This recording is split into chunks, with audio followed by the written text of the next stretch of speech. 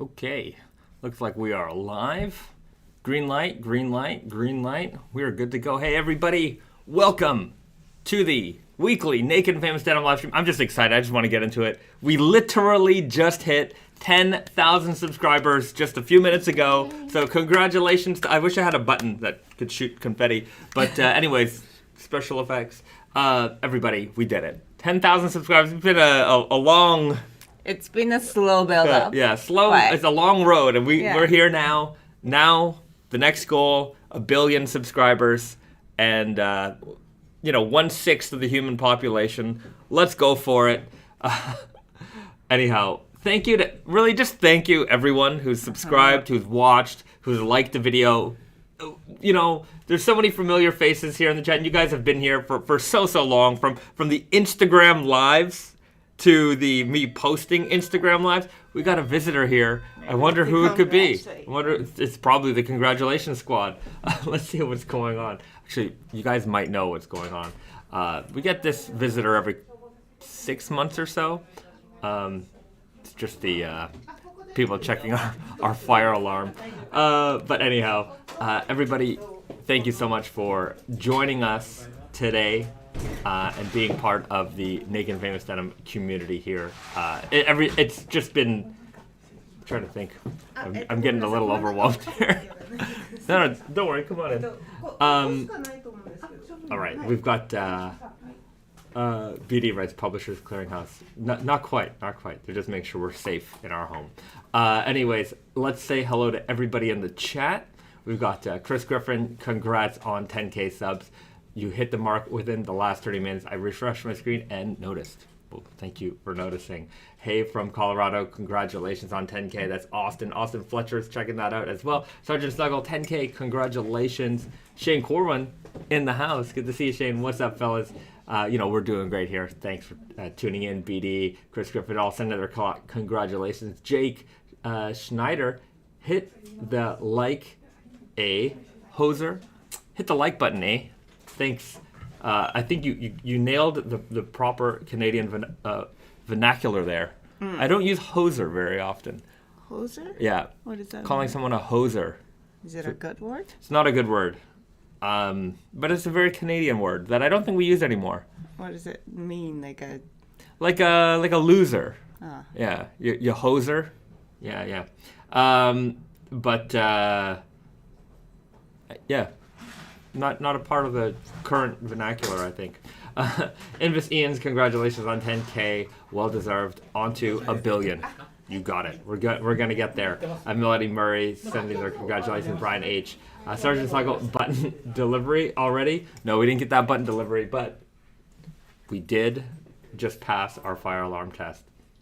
So we're safe for another 6 months. It is kind of funny how they always show up on a Saturday morning during these things, but they don't realize that they too are part of this live stream. If the historian subscriber can tell us that there's probably been like at least 3 or 4. There's been a few. Yeah. I wonder if it's the same people.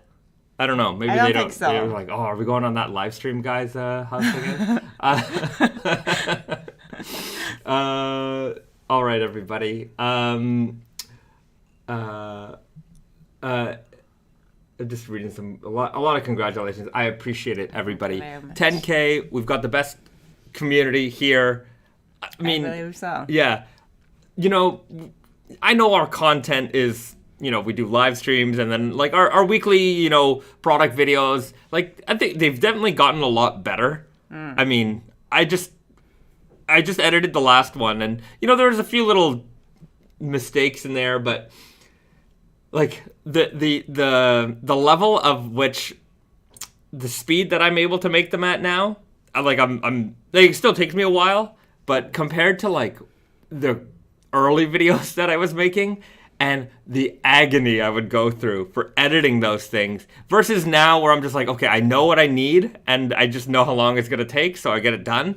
But just even the quality difference has just the improvement there. And like, I've just been having a lot of fun. Well, a lot of agony too. But making these videos, and hopefully I can make some more like engaging content, you know. And I got to make some more fade reviews. I know all the stuff that I need to do, but it's just a matter of time. And you know, hopefully as I get faster at making these things, we can pump out a few more videos. I feel like the first few videos were like, you know, not the product video, but like when we started making videos just in general, it was like more of like, you know, like we have an idea and it will take like weeks to like just finally get to it. It was just like so much like harder to even start. Yeah. Whereas like now it's like every week we have to make at least one video about this, and it's just, it gets easier and easier, I think. Right. And like I know it's kind of formulaic. Yeah. But that's the only reason we can do this every week. Pretty much. I think. Yeah.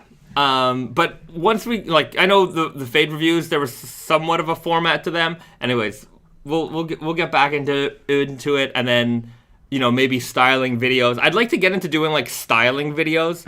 And I was thinking this morning, I think it could be kind of cool to do profile videos where we talk to like, you know, faders from the community. Like, I know this is a big ambitious idea, but it's like, you know,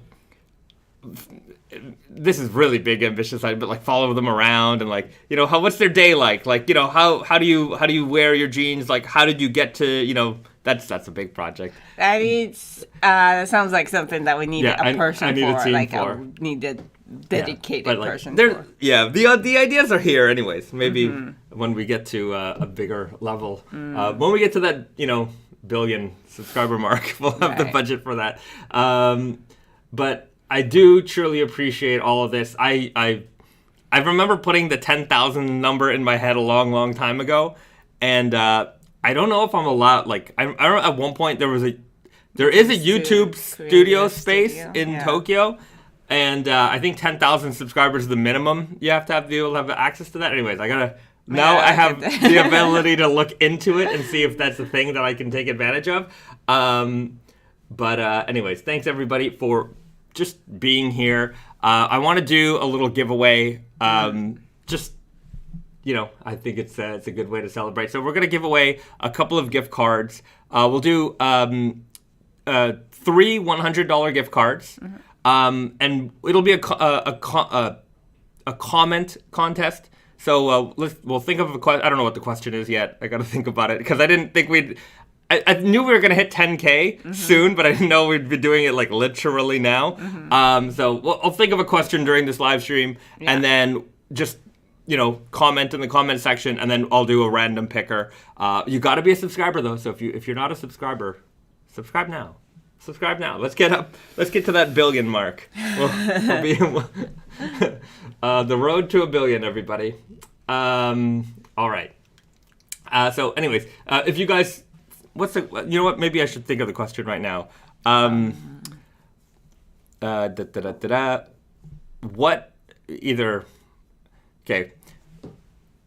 What naked and famous denim would you be if you could be one?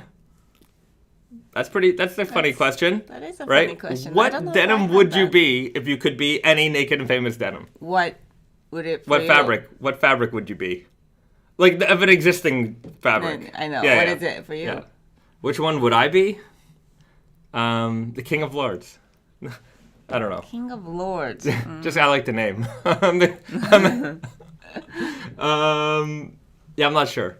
But I don't know. I have to think about that one. But anyhow, you guys put that in the comment section below. I will pick the winner on Wednesday. So Wednesday, my time in Japan. So whenever that is for me, I will pick a winner. So be sure to just leave a comment and pick what. Just put it out there. Are you a left-hand twill? Or are you a dirty fade selvage? Let me know. We'll put it in there, and we'll get you a winner. You know what? Yeah, either somebody wrote Austin Fletcher wrote party guy. Yeah, fits would be acceptable too. Yeah. Fit or fabric. BD, comment on replay. Yeah, comment on the replay. So not a comment in the chat. You got to put a comment in the comment section because I can't. It's gonna be hard for me to find it in the chat. So put it in the comment section because there's there's these little tools that I can use to like pick a random comment. That's how I pick the winners. It's like a random comment picker, and it allows me to do that fairly. So I will. You could share your answer in the chat. Yeah, you can share your answer in the chat now, but definitely put it in the comment section. So I'll remind people throughout this video. Maybe you're going to tune in later or whatever that we're going to have this little comment contest. But yeah, so that's what we'll do. 3 $100 gift cards. We're going to have 3 winners, and yeah, I'll pick them on Wednesday my time in Japan at some point during the day, and what I'll do is I'll leave a reply in the comment, and then you have to reach out to me on email, and then I'll send you a gift card for that. Cool. Is that cool, everybody? That's cool. Yeah, that's a fun question. That's a fun I don't know question. what the answer would be for me. All right. What would it be? I don't know. There's a lot of fabrics out there. And also, like, what are my characteristics that's, like, connected? Like, you know, like, am I a 100% cotton person? Am I a more stretchy person? Am I a weird composition? A Hiba scratch and sniff. Oh, that's my favorite. Yeah. I smell so nice all You the smell time? so nice, and you smell like Hiba often. I do like the Hiba smell. I put it on me sometimes. Okay. Julian Ibarra writes, do you guys like jeans? Be honest. You know what? This has actually all been a shill. Yeah, we never wore jeans. I really jeans have been. Darn it! It only took one person to ask that question to figure it out. Actually, if I didn't like jeans, I don't think I could have been doing this as long as I've been doing. I've been doing jeans for, man, what year is it? It's like almost 20 years now. I've been doing jeans. Mm-hmm. Yeah. Mm-hmm. I've been selling jeans, talking about jeans, being really obsessed with jeans for almost 20 years. That's a long time. Mm-hmm. And that's a lot of jeans. I own a lot of jeans. I fell into this. Like, it wasn't really like, oh, I was gonna work in jeans because I love them so much. But I mean, I think denim, jeans, but like just denim in general is my it's the interest for me. It wasn't like that I love jeans so much, but there's just so much. I don't know how long I've been doing this, but like it's just every time you feel like, oh, I know about jeans. Like there's so much more you don't know, and there's so many people who know way more. Right. I did fall into jeans, admittedly. Right. I didn't like I had a cursory like like for jeans. I didn't really think of them too much beyond like, oh, I need jeans and I wear jeans. Both of us we were into clothing. Yeah. And then I guess jeans is just like a.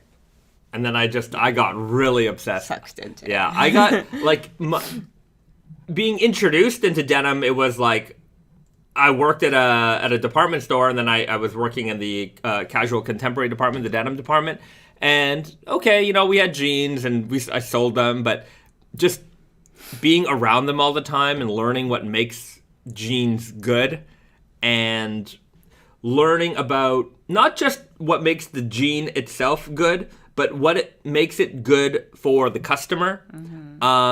Becoming a better salesperson for selling jeans through that, really understanding the fabric, how they wear, how they fit, how they feel. Like, I remember, we would sell like those kind of Hollywood brands where I worked, and you would get a lot of people just coming in for certain products because, they read about it, they saw it on some celebrity or whatever. The wife brought them in, the girlfriend brought them in, whatever it was. And then you'd sell them that product, and, it might have been a hot item, but the quality just wasn't there. And, that customer would be back in like 8 weeks, 10 weeks, sometimes really quickly, like really fast, with problems with those jeans. Torn out, ripped out, because they were so over-processed and the fabrics were so thin, they would rip. And it's just like, now I have to deal with this problem. And oftentimes it's like, okay, just where we worked. Maybe it was a refund or a replacement or whatever, but a repair. And it was just that hassle of having to sell somebody in a very expensive product and then it coming back and it just being such a poor quality. And like, obviously, if something got returned, that affected my sales. And I'm like, I spent the time to sell this product. The customer was happy with this product. And because the product, by no fault of my own, I'm kind of being punished here. You know, I worked commission at the time, and I'm like, here I am losing commission on my sales. I'm like, why should I sell any of this stuff? And so it became something I had to learn about, like, what makes these jeans better? What is going to be a better wearing thing for the customer? And then I learned about raw denim. And once I learned about raw denim, I was obsessed. That was the only way to go. That's, you know, while I worked for Diesel at the time. I wore Diesel jeans every day. Like, my Diesel jeans came off as soon as I got home, and I put on my raw jeans. So even there, I was, as much as I loved Diesel and working for them, it was a great place to work for. Like, I was a raw denim guy.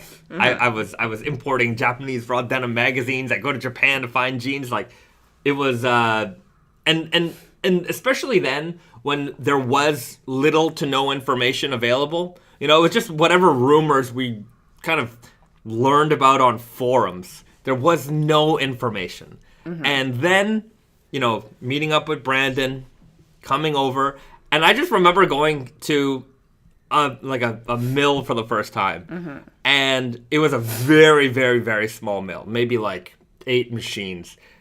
And just going in there and being like, wait a minute, like, that's the Deep Indigo Ridge, like, that's our like, Deep Indigo Ridge Selvage is being made here, and I'm just watching it being made, and these old clickety-clackety machines, and I'm like, you know, like, you just feel like I'm like, I'm here, like, holy crap, like, and then from there, just absorbing more information, trying to put more information out there for you guys to know about. I just love sharing knowledge. You know, I might not get everything right, and there's still a lot I gotta learn. But I would say that, like, the raw denim world in general, where we're at, is just so much better. Like, if you're starting off, there's still bad information out there, don't get me wrong, but where you're starting off, there's just so much knowledge. Right. Like, you don't have to know somebody in the industry to know about things. Yeah. It's interesting how we, you know, as a community became this, where, like, it's, you know, all the information's out there in English, like, on the internet. English is a big thing. Yeah. I mean, you know, it's just, I think there were points where, like, you just had, like, you know, like, bad information in Japanese also exists. Yes. Like, it's just because it's in Japanese doesn't mean it's a good information. But there's just, like, a lot of, you know, people just randomly talking about things on the internet, and nobody's listening because it's in Japanese, and like, you know, nobody can actually understand it. But it is great that, like, you know, not that mills, like, you know, trying to put information out there, just maybe a little bit more than they used to. But it's also just, like, brands who want to understand. Because I think the problem also was that, like, brands who have access to, you know, the information or like, things that, like, the mill is trying to sell to them. This denim is great or interesting because blah, blah, blah. If the brand doesn't, like, translate that into, you know, the, like, you know, just explain that to the customer, there was no way for, nobody's following meals on Instagram or something like that. So it's just, that's the part that, like, maybe it was, I don't think it was gatekeeping. I think it was just a lack of interest from, like, they thought that this wasn't interesting to consumers. Right. Or that, like, this is something that like, consumers, it's information that we as an industry never put out there. Yeah. Because all we had to do was just make products and people bought them. Yeah. Right? And I do believe that they genuinely thought that people were not interested. So we don't want to bore you with it. What people are interested in is just, how it feels or how it looks, and that's it. Yeah. But it's actually not the case. Right. Like Julian Ibarra here writes, it's also so accessible compared to other things. So easy to meet the people making your jeans. With designer brands, there's no connection like that. Feels so much more personal. Right. But like designer brands or big brands, small brands, whatever it is, there is no connection to the maker. There's no connection to the product, because it's not about any of that, right? Because to them, that's a lot more work, right?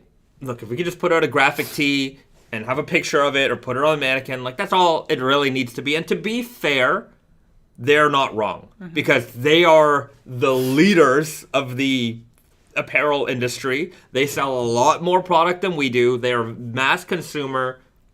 Fine. They look at what we're doing and they're like, like, that's cute. Whatever sales you guys do, whatever, it's fine, right? And they, to be fair, they're probably like, well, those aren't even, like, we're not even trying to reach those customers anyways, because those customers they're not the kind of people we're looking for, right? We're not, we need people who are just gonna, I don't want to put words in their mouths, but it's kind of like they just want, turnover consumers, right? People want to come and shop, and this is more of it's a casual, experience for them, right? They're just consumers. It's fine, but I just like our nerdy fabrics, and I want you to know about them, and clearly, like, it was, like, as much as we joke about it, we're never gonna be Gap, but we also like found our community, and like it, that's the amazing part of it. Like, of course, it's not like everybody's interest. Not everybody's going to spend time and effort to learn about how the fabrics are made, because it doesn't matter. You can just wear it without knowing all that stuff. But for the people who are genuinely more interested in this stuff, then we want to put out as much as we can, and whatever we learn, when we go on these, mill tours and things like that, it's like we've been on mill tours so many times, but every time we go, there's always something new that kind of pops up, and it's like, oh, I never knew that. It just depends on like who takes us around, or like what we notice while we're walking around. Like every time, like we have questions that we've never asked before, because like we didn't really, like, we were looking here when we were walking the same spot, but there was interesting thing happening here. Like, it's every time it's a one thing that got me on our last tour, I talked about it, but maybe people who didn't see that episode. So we were walking through the mill, and we're kind of like, exiting the weaving part of the factory. And as we were walking out, I just noticed a bunch of American washing machines, washers and dryers. And I'm like, where did you get these? Because these are not available in Japan. Like, and these are brands that are not... like Maytag, like Kenmore, like American brands, like all English. And I'm like, why are these here, right? Like, it didn't make any sense to me, because I don't know if you guys know, but in Japan, dryers don't really exist. Like, if you want a dryer for your home, there's like 2 models that you can get, and they're both tiny. Well, that's consumers, though. There are like industrial ones that are available, but... Fair. But like the consumer dryer, there's like 2, and they look like they were designed in like 1988, and they've not updated that design since. And I know, because we've looked for dryers. And the other option for dryers is to get a washer-dryer machine, and those are all mostly pretty modern looking. So like to see the American, like, dryer. Yeah. The kind that if you live in like a apartment complex and there's a laundry room, it's that kind. Yeah. Like the white, metal looking one. And so I asked them, like, what are these doing here? And they're like, oh, yeah, we have to fabric test because we make for like some fabric for an American company, and they want us to wash test everything using American machines so that this is what the average American would experience with these fabrics. So when we do wash tests, we have to use these machines. And they actually provided those machines for us. And then they hook up like hot water, because in Japan, like a lot of the laundry just connects to cold water. It doesn't take in hot water from like, the same as like, a faucet. Yeah. So like, our machine actually do hot wash, but it's like machine taking in cold water and warming it up. So like they had to set it up in a way that like, they have the hot water coming through, just like American, household. So I thought that was really neat. But yeah, like these little things, they weren't showing us that room or anything. We were just walking through it because that's the way you exited the building. And I'm like, what is going on here? This is odd. So, yeah. Chris Griffin writes, I've ruined a lot of clothes in the dryer. Bahzad, Naked Famous Denim podcast. It's true. Oh, yeah. Me too. It happens. And I ruined a lot of cell phones. There you go. Don't put your cell phone in the wash. Nick Spark writes, would Naked and Famous ever consider opening a flagship store in California? It is certainly a consideration. I see Snowy's on the counter over there, being a good boy. There he goes. Yeah, California is on. It's like right now, California and Texas are like the places that I'm thinking. Priorities. Yeah. But I mean, California has to be. California has to be. I mean, Texas, as much as Texas is a good market. Yeah. I think California needs to happen. Yeah. Oh. So it'll. I'm pushing Brandon. Wild West writes, you'd kill it in Austin, Texas, down on South Congress. Yeah. I Austin, Houston, Dallas. Like, there's a lot of great places in Texas. So it's definitely something to consider. California also. San Francisco. Los Angeles, like, we'll let you guys know. I gotta really get Brandon on this. It was right before the pandemic started, literally, like before like borders closed in Canada, or like travel. I forget exactly how it all went down, but I just remember Brandon had a trip planned to go to California to start looking around, and then everything got canceled.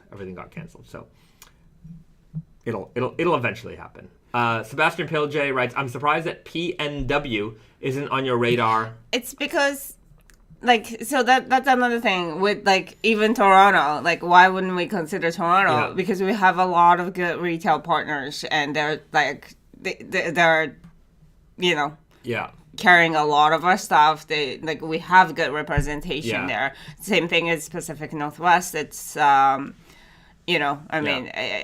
feel like that's not a priority right now because of that. Yeah, Sergeant Salga writes, we have Blue Owl over here. That's it. Chicago is a cool place too. Chicago is a cool place. We got Mild Blend in Chicago holding it down. But look, I'd love to open a bunch of stores. Like recently, my brain has been like Paris is also a good place for us. Anyhow, one day we'll have 1 billion followers and we'll be worldwide. We'll have a billion store. Yeah. Maybe not billion. Not 1 billion stores. That'd be hard. A billion stores would be hard to manage. 10,000 store. Yeah. That would be. Yeah. That's what we'll do. We'll just switch it up. 10,000 subscribers to 10,000 stores and 1 billion YouTube subscribers. We'll be the number 1 YouTube channel. Just talking about jeans. That'd be great. Stephen C. writes, Detail in Toronto sold me my 2 pairs of Naked and Famous. Well, there you go. Yeah, Detail certainly holds it down for Toronto. We've got a lot of great... Toronto is a very good city for us. We have a lot of great representation there. Yeah.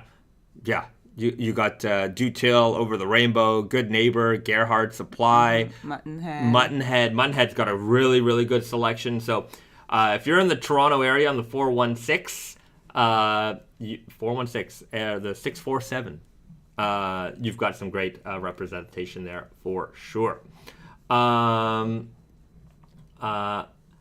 Ryan Capolito writes, living in Okayama, kind of surprised I don't think Naked and Famous has a location in Japan.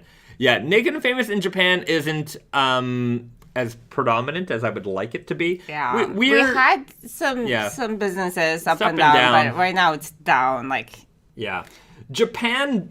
Let me tell you something about Japan business that I always tell a lot of new brands. We go to these trade shows and we meet people from throughout the industry, a lot of new brands, and when we started going to the trade shows in the early 2010s, day one of the trade show, 9 a.m. Yeah, the shows start at 9 usually, 9 or 10 a.m., whatever it was. 20 minutes before those doors opened, all of the Japanese buyers would just be right there at the door, ready. And the doors would open, and the only people in the building would be the Japanese buyers, because they're on time and they're early, and they show up and they're writing orders on the spot. They're there to work. They were there to work. So they would come and they would just scour the show, and by noon, everyone in the show is like, oh my God, I just got a $20,000 order, I got a $50,000, I got a $100,000 order on the spot. And they were writing these crazy orders. They're coming from all the department stores, and everyone was hyped up.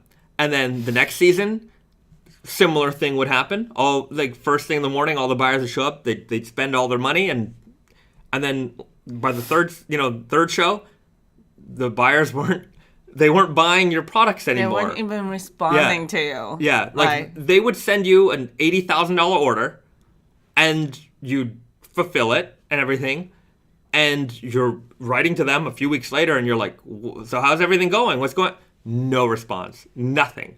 And so everybody in our industry just started, it was just in waves. So they'd come, they'd buy for 1 season, 2 seasons, stop buying, they'd buy somebody else's brand, 1 season, 2 seasons. And so it would just be like this. So getting your feet, roots in the Japan market just always seemed hard for everybody, until we started learning that a lot of the department stores, a lot of the shops here, they kind of shop with a couple of things in mind, right? The first thing that they keep in mind is they want newness, right? They want whatever the new brand is, they just want to have it. So they go and buy it so that they can have it. And it's they have a product category they are looking for in specific. So, and when they come to us, they have denim, raw denim, men's denim, all of those things in mind, and they're just ticking off boxes. Yeah. So it's new brands, or if they're say this season they figured at their buying meetings, we're focusing on denim, go and bring us 10 denim brands. We need to have the 10 hottest denim brands, bring it in. So they just bring it in. It's not really about the brand so much as it is we need that product category. So they bring it in. They have, dozens or hundreds of stores across Japan. So a small order for them is a dozen pairs of jeans per door ends up being a big order for you. And so they tick off that box. And the next season, because they're focusing on sweatpants, they don't buy anymore. So it didn't really matter if they performed or not, because most of the department stores here are their private brand businesses. So whatever they buy is there to just kind of be the decoration on top of all of the private brand product that they sell, which is what makes them profitable. So you run through these cycles very often, and I would always tell new brands, you will get a big order from Japan. Yeah, but don't count on it. Count on do that not order. Count on it. Don't expand scale based up. off Yeah, don't do that, because it'll come and it'll go. And so that's just kind of how it's been here in Japan. A lot of retailers, there's not as many independent retailers in this country as there is in... No, they're not the strong independent retailers. Independent retailers do exist in abundance. It's just that they're not the ones who are going to Paris. They're not the ones who are going to New York and importing products on their own. Yeah. They want to deal with the local distributor. They don't want to deal with the hassle of importing. And there are, stores who do that, but they're just, they're not strong. Like strong independent stores in United States have a lot of power. Like they can do numbers, whereas like strong independent stores in Japan, they tend to not. Either they tend to buy small and so that even if you're in the store, you're not getting a huge orders. Yeah. Or, they just buy more popular, brands that have a distributor in Japan. Like you're not, as a foreign brand, you may not, it would be very difficult to end up as like an anchor brand for a store here. Because there are just other brands here that might be a little bit more established that work for them. So that's why it's hard for not just us, but Western brands to get strong footing in Japan, because there's just a lot more... There's a lot more to deal with. And the language barrier certainly doesn't help either. And then, I think the importing part is like a real, they don't like doing it that much. Yeah. Whereas, even Western brands that are here, they're often like Japanese versions of those brands. Like there'll be a local person, like a local company that has the license for some American brand, and they're the ones making the product, distributing the product. So it's very localized already for Japan. It's not really an import product anymore. So yeah, it's that. Anyways, it is a fun topic. I do enjoy this one. Corey Schaurecker writes, any carriers in the Boston area? There's actually, and then Ian writes, the only retailer in Florida is in Tampa. If you're looking for our retailer availability, check out nakedandfamousdenim.com. I'll bring you over there right now just so you can see where to find it. Yeah, we do have to update it maybe a little bit. But so we've here on nakedandfamousdenim.com, click that store locator, and then it'll bring you to a list of all of our retailers that we have worldwide. And this is most of them. Some of these maybe are a little bit older. Maybe they're not carrying it anymore. Maybe some of them might be out of business. But we will update this with a few more retailers shortly. As we did just come back from a trade show in Chicago, so we did find a couple of new retail partners to add to this list. So definitely want to check this out. And if you're ever curious about where you can find a particular product, like for example, we just released a recycled kimono web salvage today. Go to news and you'll find all of our blog posts. Of course, you'll find all these great photos. And at the bottom, we have a retailer availability list. And you can find every store that carries that particular product and what fits you can find it in. So, of course, Tate and Yoko, Naked Famous Denim NYC, we're always going to carry every fit. But you can find a bunch of different options wherever you are. Of course, not every retailer carries everything or every fit, but it's really important to know that, like, once, of course you can find things at Tate and Yoko, Naked Famous Denim NYC. Please do support your local retailer. Those guys are bringing those products in for you so that you can, buy them and shop them in store.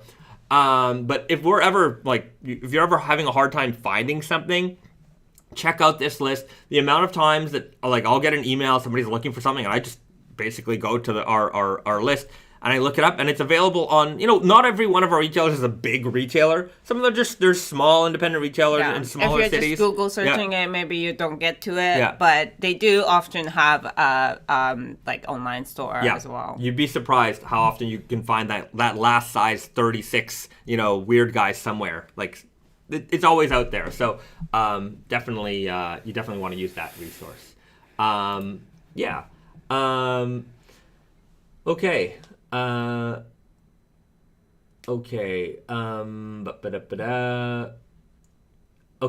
Furonis writes, is selvage denim big in Japan?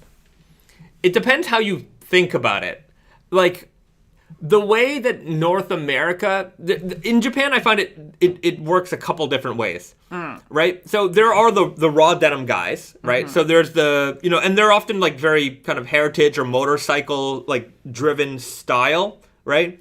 I would say that like the North American like jeans and a flannel or a hoodie, like that look isn't that popular here, I would say. Like the casual, like American, like very casual American. I think it's popular, but it's not popular in a way that like it's more of like a trend. It's a look. Yeah. Whereas like, you know, they're not diving into like what's the best flannel, what's the best jeans, like just like no. I feel like it's, you know, today is like an American day. Yeah, like I right. feel like, you know, dressing like that.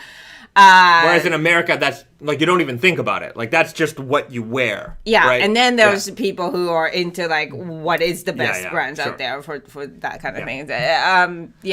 So the raw denim guys are very different from those guys. Yeah. Raw denim guys are like, you know, they're nerds, obviously. I mean, you have to be, but like they're just more into like. They're into the heritage aspect of it, and then they go hard into it. Really like there's no like. Oh, I want to look cool, and then I want to know a little bit about quality. No. You go to the deepest part of it. And their house, like their furniture, like everything about their lifestyle is gonna be like rugged lifestyle.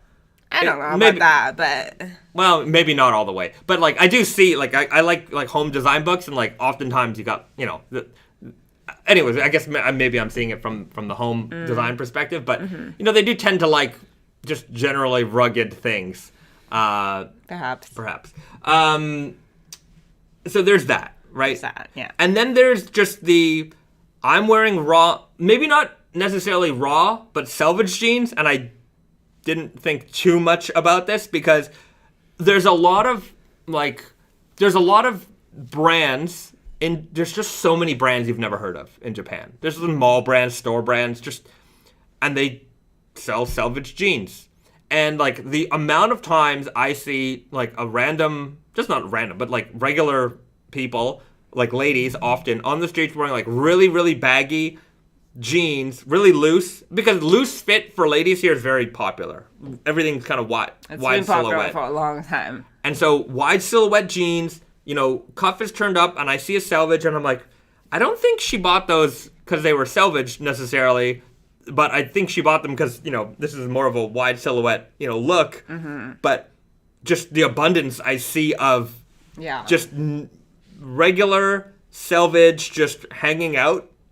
There's that. There's also, I have been noticing that there's a lot of, like, you know, domestic brands that are, like, focusing on quality these days, too. And which is in a good way. Like, there's a lot of talk about like, oh, this fabric is made in, you know, whatever, with, you know, using this kind of material and things like that.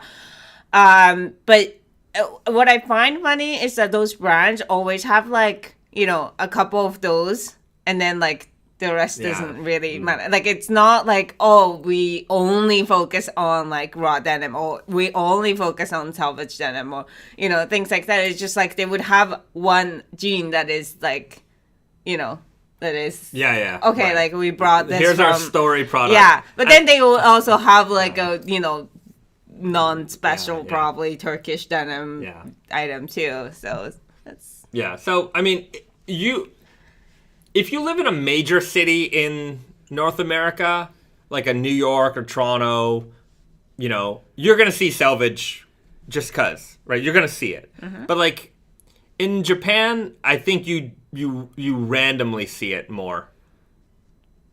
That's my kind of opinion. Okay. Here's a good way to put it. If you see a person wearing selvage denim jeans in you know, North America, for instance, the chances are they're wearing it on purpose. They know a little bit about denim. As opposed to here, if you find a person who's wearing selvage jeans, and they don't chances are they don't really know, unless like you're all decked out, you know, like super heritage person. The chances are they don't really know what selvage is. Why they're wearing it. Yeah, that's it. Maybe that's a good way. Mm-hmm. Yeah. Okay, I hope that answers your question. Okay. Casey Anderson writes, are the Dusty Rose overalls going to be a women's only, or might fit more unisex? I mean, I don't know how many bigger sizes we're making. We might only go up to large or extra large at most. So I don't know, like the sizing wise. But the fit wise, it's not a skinny leg thing. So it is a higher rise, like more straight, looser, straight leg fit. So if the sizing works out for you, then it certainly works, in men or women. Right. Okay. Annie Quinn writes, purchased a denim jacket yesterday on Grand Street, our Naked and Famous Denim New York location. Very excited to wear it. My first piece of Selvedge denim. Shout out to Steve for making sure I got the right fit and just being incredibly cool. Shout outs to you and shout outs to Steve. Absolutely. Our Naked and Famous New York City staff they're really nice. They're always very, very good. I mean, that is, of course, our Montreal staff as well. But like that is our aim always when you come into the Naked and Famous Denim, when you come in for, our shops, like the experience is like, we're going to help you, right? That's the whole point of having our own stores. Yeah. Like, a lot of our retail partners do have great customer service. They know about denim and stuff like that, but it's not always the case. Yeah. We want to bring the experience that we can guarantee that if we go to this one, that you're going to be helped. You go to a mall store, the amount of help you're going to get is there's the change room, right? Or, hey, do you have my size? And they will maybe get it from the back. If you go to a department store, these days, when I worked there, you got me, you were getting full service the entire time. But, these days it might also just be there's the change room, right? It's difficult, right? I just generally find that there are less salespeople out there and there are more clerks out there. And from my old sales training days, a salesperson is someone who's going to walk you through the whole process, introduce the product to you, show you how it works, make sure everything, make sure it suits your needs. Whereas the clerk is, I'll ring you up. Ring it up, yeah. I'll ring you up. Well, I think it's just like expectation of the customer. I am one of those people, sometimes I don't want to be helped. I just want to help myself. Sure. So like it's good to have options, and what our aim is to have an option to be helped. Yes. And that's not so easily findable. Absolutely. Look, if you know what you want and you come into the store, hey, I need this, no problem. We're gonna suit you. Like, well, obviously we're gonna read what you need. We don't want to bother you to the max, but our intention in the shops is, we got a lot of jeans. Hey, I know this can be overwhelming. Let's make sure you leave the store with the right fit, the right product, and that you're happy with it. And I think we do a pretty good job of that. And I would like this model to be spread out. And hopefully we'll have a couple more stores under our belt. What was the comedian? He said a joke. And I don't remember the comedian. I'm gonna butcher the joke. Mitch Hedberg, I think it is. Anyways, here's Bahzad's stand-up comedy butchering hour right here. New segment where I steal jokes. I'm not stealing them. I've been admitting I'm saying someone else's joke, and I will butcher it. But the joke was about the belt holds up your pants, but your belt loops hold up your belt. Which one's holding up which? Let me know. Right. What do you guys think? What is holding up your pants? The belt loop that holds the belt, or the belt that holds up your pants? Yeah. That's a very good observation. Yeah, Seinfeld kind of joke. Yeah. Okay. What can we do here? There's a lot of good questions. Sorry. Nick Sparks, right? It would be cool for people to visit Naked and Famous locations wearing their pants to almost do an in-store fade review that could be uploaded to this channel. I agree. Yeah, that's a good... Shane, if you're watching, there's an idea. Let's... that would be really cool. I would love it if we could do it and then do a compilation video. Where it's like, hey, I'm so-and-so, I'm here in New York City, here's what I'm wearing. We'll do a bunch of shorts and then we do like a proper video. A long time ago, Chris might be able to find it. I talked about like wanting to do fade reviews or like what are you wearing type photo, like videos. I still want to do it. And if I had a studio and a team, like we would kill it with the content. We'd kill it.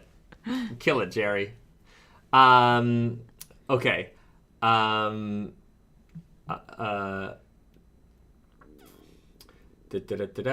Santiago Guerrero writes, speaking of retailers, I've been waiting for the recycled denim to arrive to Cultism, and it hasn't arrived yet. Do you guys know why, by any chance? I'm not sure if we shipped it.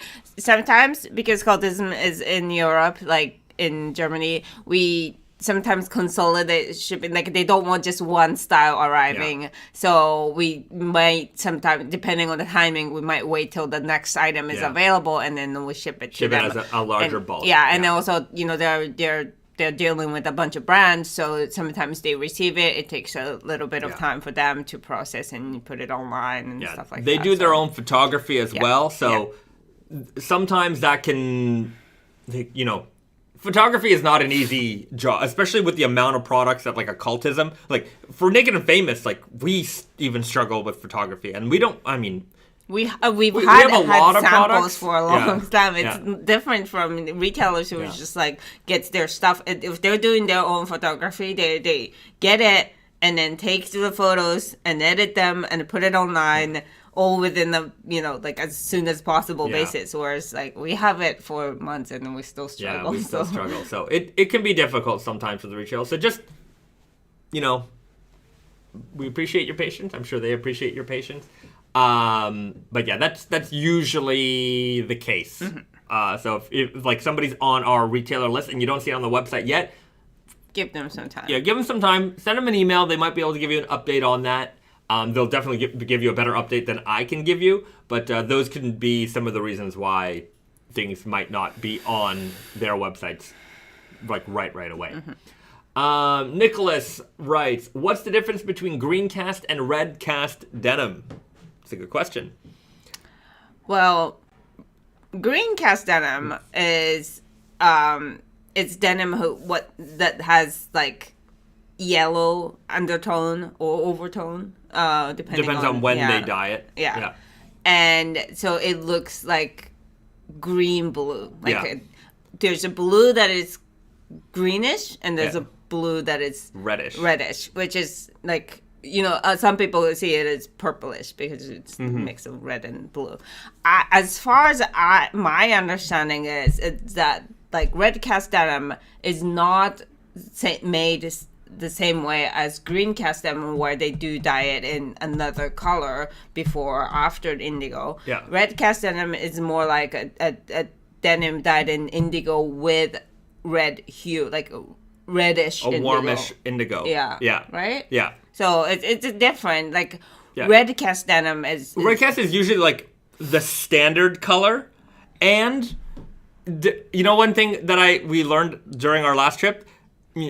Certain mills were talking about how, like, one mill might have been talking about another mill, and it was like, oh yeah, theirs is a little more red than ours. Right. Like their default indigo is a lot redder than our default indigo, which is a little bit more greener or bluer. And you have to have an eye for this. There are some red. That's all they look like. Yeah. But like when you look, especially us, like behind us here, like Risa. Like, you see all these folders on the floor, like these boxes, that's all fabric swatches. Like, we've got hundreds and hundreds of... Oh, I have boxes of them.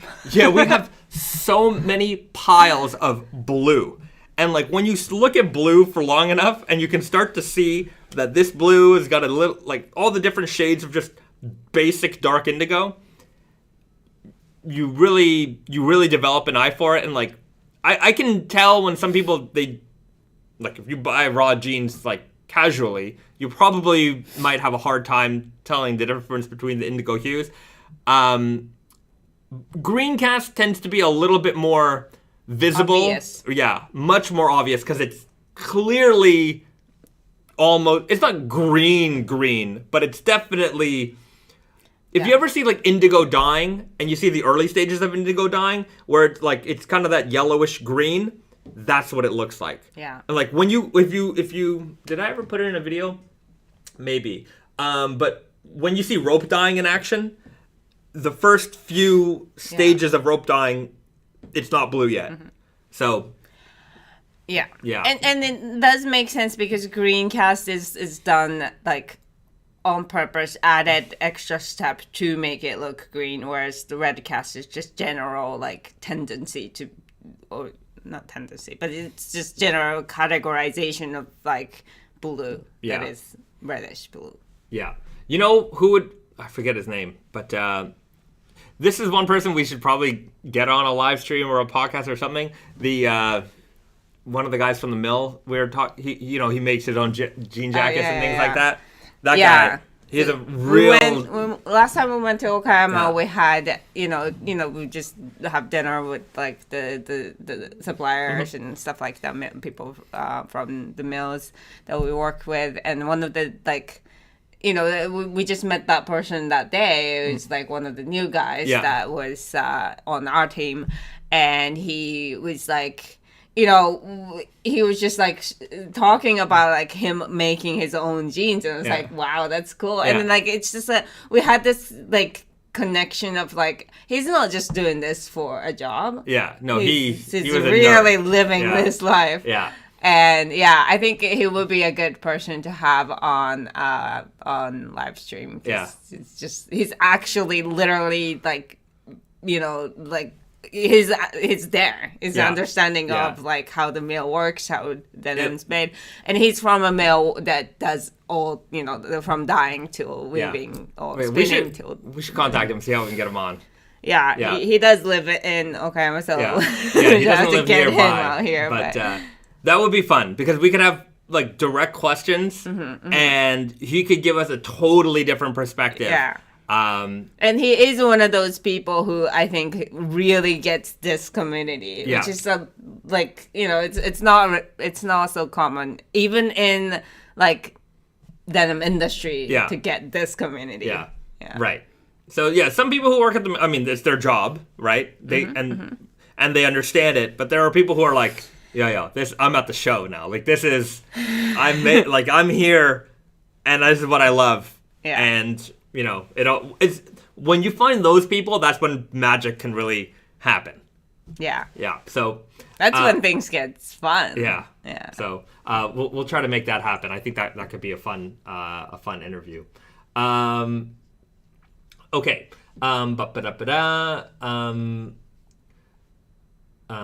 Stephen C. writes, "Do chill in Toronto was super helpful. The guy brought me a bunch of pairs to try and answered my rookie questions. Great retail experience." Absolutely. Do till professionals. Absolutely. They've been a Naked and Famous Denim partner since practically the beginning. Oh yeah. They definitely know what they're. Oh yeah. My Canadian coming out. Great people there at Do Till Denim. Okay. Oak Odell, any updates on the persimmon hand-dyed? Yes. The update is that we will have them out by the end of the month. I think the last day. Oh, okay. Something, yeah. I think the 31st is the schedule for them right now. So we got some content to create around it, but as of, I can say as of now, that's the tentative release date. So stay tuned for more information on that. L. Sanchez, 1984. Do you ever see a fabric and really like it, but also think it's not time to release it, but keep it hidden for a couple years? Yeah. There's a lot of back things that, and it's bad because we're not so organized that like we can like sometimes we forget and our intention is obviously there's like denim that's suitable for spring, denim that's suitable for fall, and then we just it's like 2 seasons after we don't remember that. Oh, it happens all the time. We buy the fabric. There's full production of it. Hundreds of meters or sometimes thousands of meters of fabric in stock, and we're like, oh yeah. Like I'm like reviewing the inventory list. I'm like, what's that fabric again? And Brandon's like, let me go find out. And I'm like, oh yeah, let's go put that out. Yeah. So it definitely happens. Sometimes we just buy with our eyes and we're like, that's exciting, buy it right now. And yeah, but even just developing it, we have like a great idea, and it's like, oh, this is a great idea, but because we have something similar in this season, we should wait till the next year, and then forget about it. Ooh, Oftentimes we forget about it. Sometimes we do remember. There are samples in the office of fabrics, like full-on jean samples of fabrics, like I've had for 2-3 years that I haven't put out yet. Yeah. They'll come. And they'll be very nice, but it happens often. Sometimes it's the same thing as like, you know, when I try to watch something on Netflix. Yeah. If I click on it and it's there, then I watch it. Yeah. But if I put it on my list, watch later. Yeah. Never gets watched. Watch later is like the death. Like I know. Yeah. It's no good. Candyman. How often do people buy mystery items? You know what? Mystery items used to be. I'd say. Mystery item, here's why. Hey, I got a good story for you. Mystery items used to be really, really popular because, and the reason why I think it became the most popular was because we didn't have an inventory system, and when you bought a mystery item, we'd literally pull anything off the shelf and send it to you, like anything, and that was fine until we started realizing that nobody was keeping track of the random items that we were sending out. Oh, we were, but we weren't, so, you know. So we would have this problem where somebody would buy something and we go to the shelf to go and get it, and it wouldn't be there anymore because we had sent it out as a mystery item. So our inventory got screwed, and so we had to make an account of mystery items, so it's actually an inventory item now, but there's less options because of it. Sorry. Well, it's also like in between that there were times that we were keeping track, but it's also not keeping track in a way that's like perfect. And then there comes the new way of dealing it. Unless we dedicate these items as mystery items, it wouldn't allow us to ship it. Like now, like it's so much work to have something that also sells as a product, like a proper product, and be as a like option for mystery item is incredibly like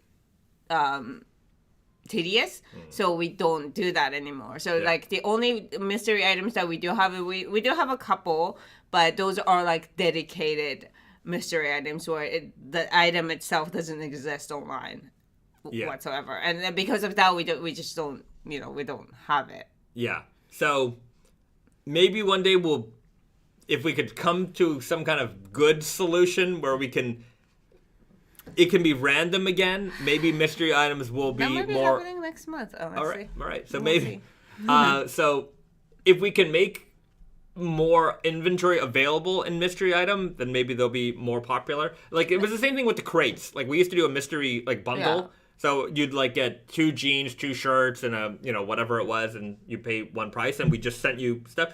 Those were really popular. Yeah. Those were super popular. Yeah. It didn't stop being popular. Like we didn't stop selling them because it stopped being popular. It's just the other way around. Like we just don't have it, so we can't sell what we don't have. Yeah. So anyhow, that's that. But I do remember the days like when we would sell them, like the crates especially, because we used to make the crates only available at certain times, and then we would just talk about like, I wonder if anybody was going to buy this. I remember one time we had, I forget what it was, but we made one for like $2,500, and like you got a lot of stuff, and I'm like, I wonder if anyone's going to buy this. And then we sold a bunch of them. And one time I think I did a $10,000 crate. Nobody bought the $10,000 crate. But we had to try. Yeah. I put it up. I'm like, you will get a lot of stuff. Like just so like much boxes, stuff. Boxes of stuff. Here's a really, really, really funny story. Super funny story. You're building it up. This was the most insane story. So, mystery crate, and I think it might have been a 10 item crate. So it was either $1,000 or $2,500. Whatever. It was not a small amount. It might have been 10 jeans for $1,000 or something like that. I think that's what it was. So we had a customer reach out to us, and he was like, okay, like, I want that. And it was a good customer. I want that crate, but I have already all these jeans. Like, it was one of our fans who had a lot of pairs of our jeans, and I think they were buying the crate just to add to their collection. He's like, look, I know it's a mystery, but I'd appreciate it if you didn't, like, double up on too many of these. Okay. So I told our salesperson, I'm like, here it is. Here's the customer's name. Please, put a crate together for this guy and just be mindful. And no problem. And I said, and then just send them the invoice to pay. So he does. Sends the invoice, ships the item, and a couple days later, I get an email from the customer, and the customer is like, hey, I didn't hear anything from you, and what's going on? And I'm like, that's weird. So I go to our sales guy. I'm like, what's happening with this? And he's like, no, I shipped it. It's been paid. And I'm like, what do you mean you shipped it and it's been paid? The customer is emailing me right now today telling me that they haven't heard anything from you. So he shows me the thing in our back end. It's, the customer's name, shipped, paid. I'm like, what is going on? And it turns out 2 customers, same name, same country, different people. Both were top customers. So the person that we sent the invoice to, not the person who was asking for.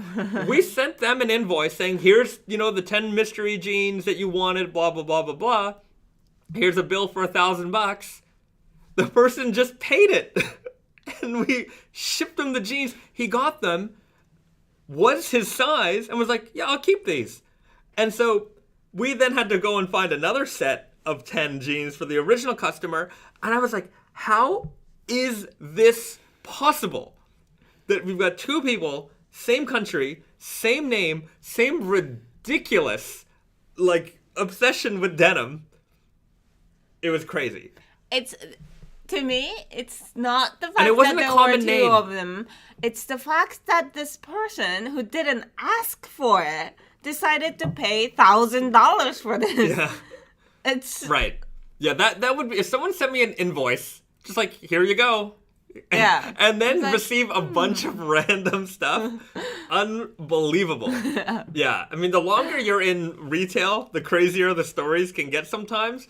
But that one really, really took the cake. I couldn't believe it. But hey, it happened. Yeah. Very odd. So anyways, maybe one day we'll bring mystery crates back. And if you get a random invoice, just pay it. You might be pleasantly surprised. Yeah, what's the worst that could happen? Al Sanchez, 1984, writes, a couple of years ago, I ended up buying a few mystery boxes for my girlfriend. She loved all the items so much, we ended up buying 1 or 2 more boxes. She got shirts, the green coveralls, and some jeans. Awesome. Yeah, the mystery crates were great. Okay. We got to do it again. We'll figure it out. Yeah. Well, yeah. Yeah. Lee Shang Style writes, was the 1K mystery box a Southeast Asian country? It was a Southeast Asian country. It was. Thomas Delgado writes, I'm excited to go to Japan Street 2. You told me about it several months ago, and now I'm going. All right, Thomas, I think you wrote earlier, you're coming to Japan. Yeah, I saw your message on Instagram. Yeah, we'll meet up. We'll get a coffee or something. Just let me know when you're here, and we'll arrange something. So, yeah, if you guys are visiting Japan and you're in the area, just, send us a shout out. We'll be happy to buy you a coffee. We'll do that. So, yeah. James and Keating, anyways, wanted to try out a mystery. Always wanted to try out a mystery jean or crate, but I'm too particular about fit to trust it. Yeah, that's certainly the thing with the mystery items. Like, look, if you want something specific, get the specific mystery items, Yeah. jeans, we always do by fit. Yes. So you would have mystery weird guy. You would have. Yeah. I think crate is a different deal, but yeah. Yeah. Yeah. So if you're generally a weird guy 32, it's possible you get one that might be, on the cusp. Mm-hmm. I would say if you're buying mystery items, maybe aim a little bigger. Yeah. Just a little bit bigger, just to make sure you're good. Because mystery items are non-returnable, that's as you can imagine. I got the idea for mystery items from Japan, actually. Mystery items, like at the start of the year, Fukubukuro? Yeah, so it's a lucky bag. Yeah. And they, that's where like a brand or store would, load up a bag with random stuff that likely, that didn't sell so well last season or last year. Just, and then they give you a good value. Like, they would say, like, this is, like, a $300 value bag, selling it for $100. Like, if you have a brand that you like, that that you would be happy with most of the stuff that brand makes, then that's a good way to shop because, Yeah. And also, it works really well for Japan because Japan has, like, one size. Yeah. And that's everything very is true. one size. Yeah. Like, you'll see, like, usually they do this at New Year's. Mm-hmm. And it's a big thing in New Year's. It's like Boxing Day for Japan, kind of. And so, like, every store's just got, like, these bags loaded up and, like, there's lines up of people getting it. And then, like, after that, like, in the front of the store in the mall, like, people are trading. Yeah. Like... So it's like, oh, you don't like that? Okay, I'll take this. So it's kind of anyways, fun. I remember seeing it. I'm like, that's amazing. We got to do that. Mm-hmm, mm-hmm. So anyways, I borrowed the idea. No, I straight up stole it. It's not stealing. Nobody owns that idea. Nobody owns that. Yeah, can you steal something that nobody owns? No. Yeah, I guess so. Public property. It's public property. So and they can still do it. So I didn't. I didn't take it away from them. The Japanese people still have it, but I appreciate the idea. You guys came up with something good. So yeah, there's that. Xanochild M writes, "Congrats on 10K subs. Thank you so much." Ooh. And I just want to remind people who are tuning in now, we just hit 10,000 subscribers. So if you're watching right now, you didn't see us earlier in the stream, we're doing a little comment contest. So in the comment section, not in the chat, in the comment section of this video, we have a little question. And the question is, if you could be any Naked and Famous Denim jean or fit, which one would you be? Which fabric represents you the most? Write it down in the comment section below. And on Wednesday, my time, Japan time, random time, I don't know, just get your comments in early. I will pick 3 people, 3 random subscribers. You got to be a subscriber. And I'll leave a comment letting you know that you won. And it's going to come from the Naked and Famous Denim account. What you're going to win is a $100 gift card. So we're going to give or Naked and Famous New York, wherever. We'll have 3 of those available. So there will be 3 winners of $100 gift cards. We're going to give them away as a, celebration. Thank you for being a loyal subscriber and follower of our channel. And of course, don't forget to hit that like button right now. Hit that like button right now. You gotta hit that like button because it's a fun thing to do. And it doesn't cost you anything. It's free. It's like a little muscle movement. Little tap of the like button, and it lets us know that you like the video. Even if you don't like the video, hit the like button anyways. We couldn't tell. We can't tell. Can't tell. Except for the one guy. Hey, you know what? Do we still have him? Yeah, we still got him. Okay. The one guy, but he's probably a subscriber. Okay, question. If you are the dislike guy, because on every one of our videos, there's one dislike, and I know it's definitely one person. If you hate watching us, are you at least a subscriber? Let us know. I just want to know who you are. I don't. No, we don't need to know who you are. Okay, I don't need to know who you are. Can you anonymously? Oh, yeah, that's true. It's hard to know. Mm-hmm. Wink 3 times if you are a subscriber and you're the hate watcher. We're interested. Yeah. We're not mad at you. We're just interested. Yeah. The dislike guy is gonna win the $100. I know it. What's he gonna do with it? Oh, by jeans. I'm What- sure if you dislike us, you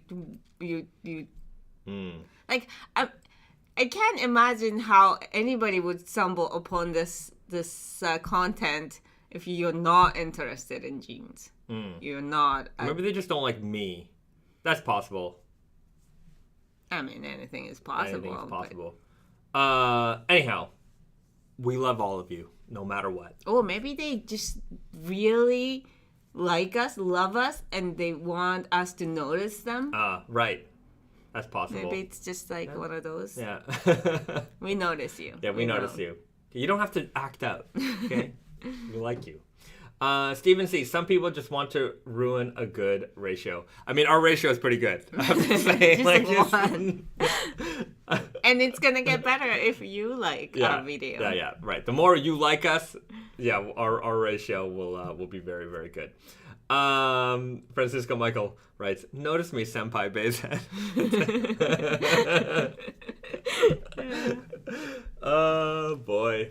Okay. How do we enter again? Thermeric writes, so to enter the contest, in the comments section of this video, let us know what fit or what Naked Famous Denim fabric represents you the most. What is the fabric that really resonates with you? Which fabric would you be if you could be a Naked Famous Denim fabric? Let us know in the comments. Just write it there. Are you a Frankenstein denim? Is that you? Are you a double dirty face? Let us know.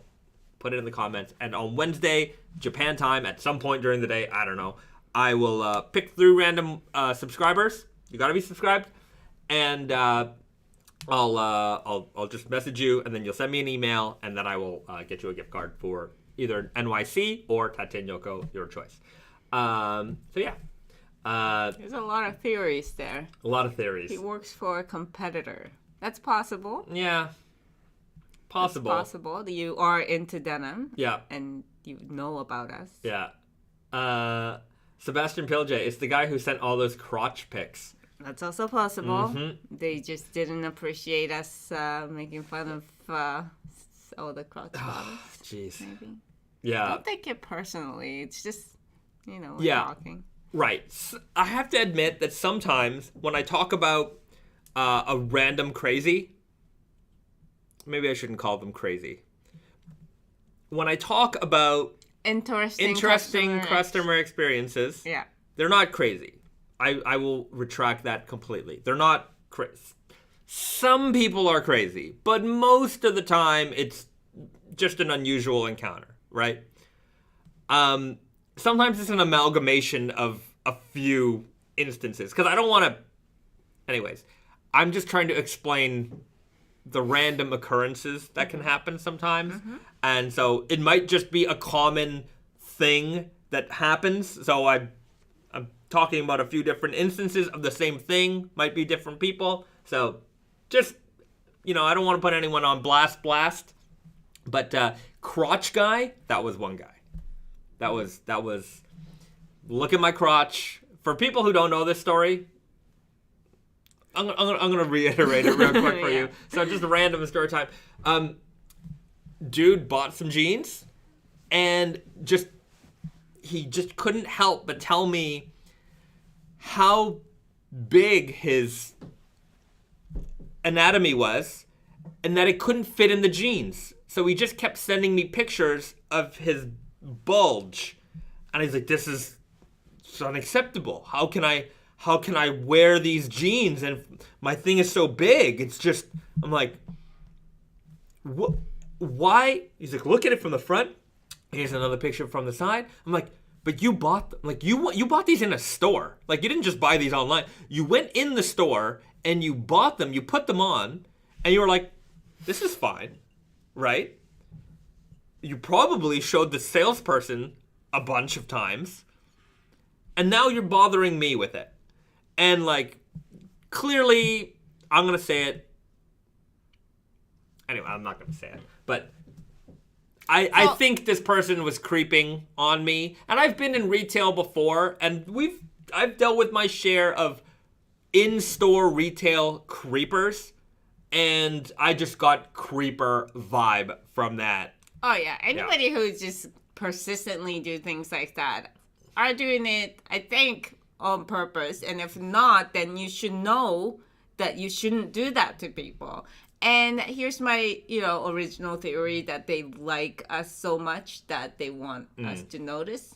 Maybe it just goes hand in hand. Maybe it's that. He wanted you to know what kind of stuff they have. And, well, I'm just going to call him he because clearly it's a he. But he's now he's acting out. Yeah. He just wants you to notice. Keep looking. Yeah. Yeah. So, in retail, definitely had, myself and other people who've just, I had a guy, like one of my sales guys, wasn't my sales guy, it was where I used to work. Like, this guy was huge. Like, worked in the denim department together, really big, muscular guy, really, really tall. And, he would tell me, like, instances where, like, people try to pull him in the change room to, like, like, literally. And he's like, I'm a big man. And, like, the idea that somebody thinks that they're going to, like, get it on with me in the change room is, like, you're insane. Like, and he's like, I can't beat them up in the, you know what I mean? Like, so it's just you end up in this situation where it's like, what am I, like, I have to, obviously he did the right thing. He removed himself from the situation and, didn't cause a whatever, but it's like, anyways, there are people out there who are not nice people who try to take advantage of situations. Don't do that in our email. Especially don't do it in email. Don't do it in life. Don't do it in life. Yes, but in email, why are you providing me evidence? Like, there's a trail of it, Yeah. Don't leave a paper trail of your debauchery. Yeah. Just, I don't want to advise people on how to be criminals or be bad, but well, it just it's not doesn't. A crime. Yeah, I get. Yeah, but but don't advertise your stupidity because you might regret it at some point in your life. Yeah. So, try your best. Do your best, everybody. Thomas Delgado. Retail has a dark side. Whoa. Yeah, retail. I mean, look. The problem is with all of this stuff is like you remember. Look, bad things make good stories. That's the bottom line. So you tend to remember them, and like all the great, wonderful experiences that you had, like they really have like a good one really has to stand out because of all of the great experiences that you have. Right? A bad experience stands out because you don't get them very often. So, in my life, retail has always been good to me. I've always loved it. I've always loved being on the floor, selling. It's always a great experience. And every now and then, you have ones that aren't so great. Yeah. People trying to steal, people trying to do fraud. Like, those are never fun instances that you have to deal with. I don't like calling someone. I remember one time, the guy had like the fakest credit card I'd ever seen in my life. And he gave it to me and I'm like, I just threw it back at him. I'm like, come on, buddy. Like, come on, buddy. And he's like, I have ID. And he pulls out like some student ID. I'm like, oh yes, I'm going to take your student ID. And it's like this laminated. I'm like, get the hell out of here with this crap. Yeah. But like, I'm like, I don't want to be. Yeah. I don't want to be in that position. Embarrass you, right? But like, what do you? You're forcing me. Yeah. Like it's not my choice. Mm-hmm. So, anyways, don't be bad. Don't be bad. Be a good boy. Stephen C. I love crazy retail stories. I worked 7 years in retail. Mm. Oh yeah, you'll get them. And I'm sure like, I worked at, a very fancy department store. So our stories. We had crazy stories, don't get me wrong, but like I'm sure if you worked at like a Starbucks or something like that or Walmart, like you're going to have some crazy stories for sure. Oh, American retail, well, Canadian too. Yeah. So in Japan, nothing really happens. It's all peaceful. It's very I'm sure that convenience stores are probably the place where you get the most interesting stories. Yeah. Because convenience stores gets all kinds of, and usually it's, 24 hours and all kinds of people. And they're not just, like the convenience store in Japan is more than just a convenience store. Like you go there to pay your bills. It's like a post office. It's like you do a lot at the convenience store. Because there's a lot of like older people in countryside who don't have access to anything other than convenience stores, the window to the modern civilization. Yeah. So, which is actually a good system, I think. Yeah. So, yeah. Good old. I wonder. Emilio Hernandez writes, "What's your guys' favorite konbini?" Konbini. They call them konbinis here. I don't. Okay, go ahead. Sorry. My whole life, I had 7-Eleven as the most convenient. I don't know what. It's just coincidence. Like the closest one to current place also is a 7-Eleven. Closest one to like for a long time work was the 7-Eleven. My other home was so I have spent a lot of time at 7-Eleven. Yeah. I don't know if that would be. I actually think it might be Family Mart that is my favorite. Although 7-Eleven is just like the like I don't know, like the Microsoft of it's just the most convenient. They're the biggest. I think. I don't have a favorite. My favorite one is the one that's closest by, and in my life, as we live, 7-Eleven tends to be the one that's closest. Yeah. Like I walk into them really indiscriminately. Like if I need a drink, a coffee, or whatever, they're all the same, to be honest. They're really. But the only thing is that Family Mart, I respect it, or I consider it to be like a good one because they are the first ones who started carrying like Muji stuff, like stationaries and stuff like that. And then I thought that was pretty brilliant that they have. Yeah.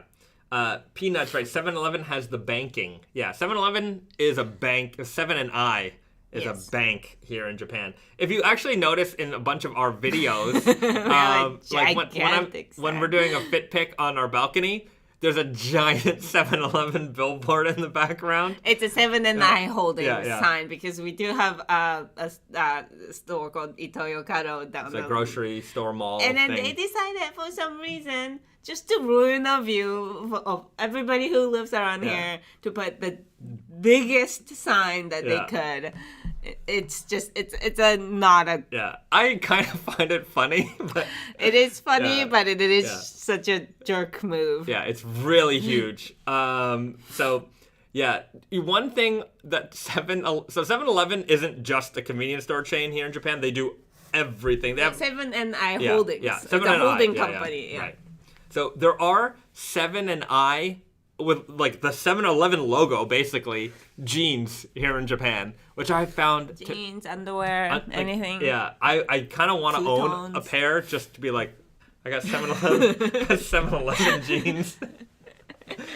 I have never actually, you know how like the konbini has like socks and like shirts, like... you need a dress shirt? Dress shirt, for salarymen. Yeah. And stuff like that, but I've never seen a jean. Yeah. So, yeah, they're very convenient here in Japan. Nicholas writes, I prefer the 7-Eleven bentos and can chew high strong zeros. Strong zeros are everywhere. Yeah. And Nicholas Ripley writes, 7-Eleven ATMs accept foreign cards too. Yeah, that's true. Yeah. But yeah, if you come to Japan, enjoy the wonderful, wild world of convenience stores. I tend to find that foreigners are, as I was when I used to come here as a visitor, just enamored by the convenience stores here. I loved going into them, and I still love. Like I grew up with this, and I love convenience store. Like it's hard for me to like, it's just. Now I have a different, like now I find them, they're just like regular day of life kind of things. But like now when I go to like, I have to say, the Canadian convenience store, like the Quebec dépanneur, we call them dépanneurs in Quebec, the dep, they're usually not very, the community ones are very run down, I would have to say. Like they really don't put like the love and care that like a New York bodega has.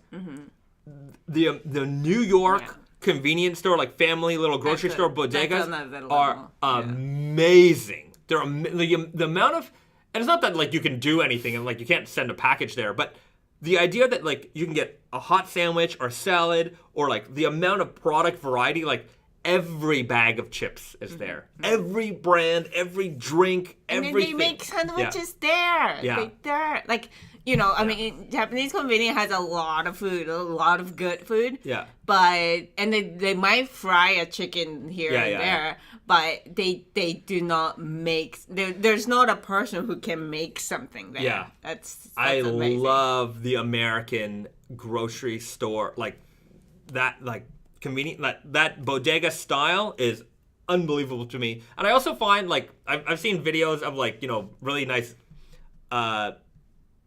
there's a gas station chain. I never been to it, called Buc-ee's, and like it looks like that place is amazing. Yeah, that Like, sounds like a fun place to go. I would love to go. It looks really neat. Yeah. What's the convenience store called in Boston?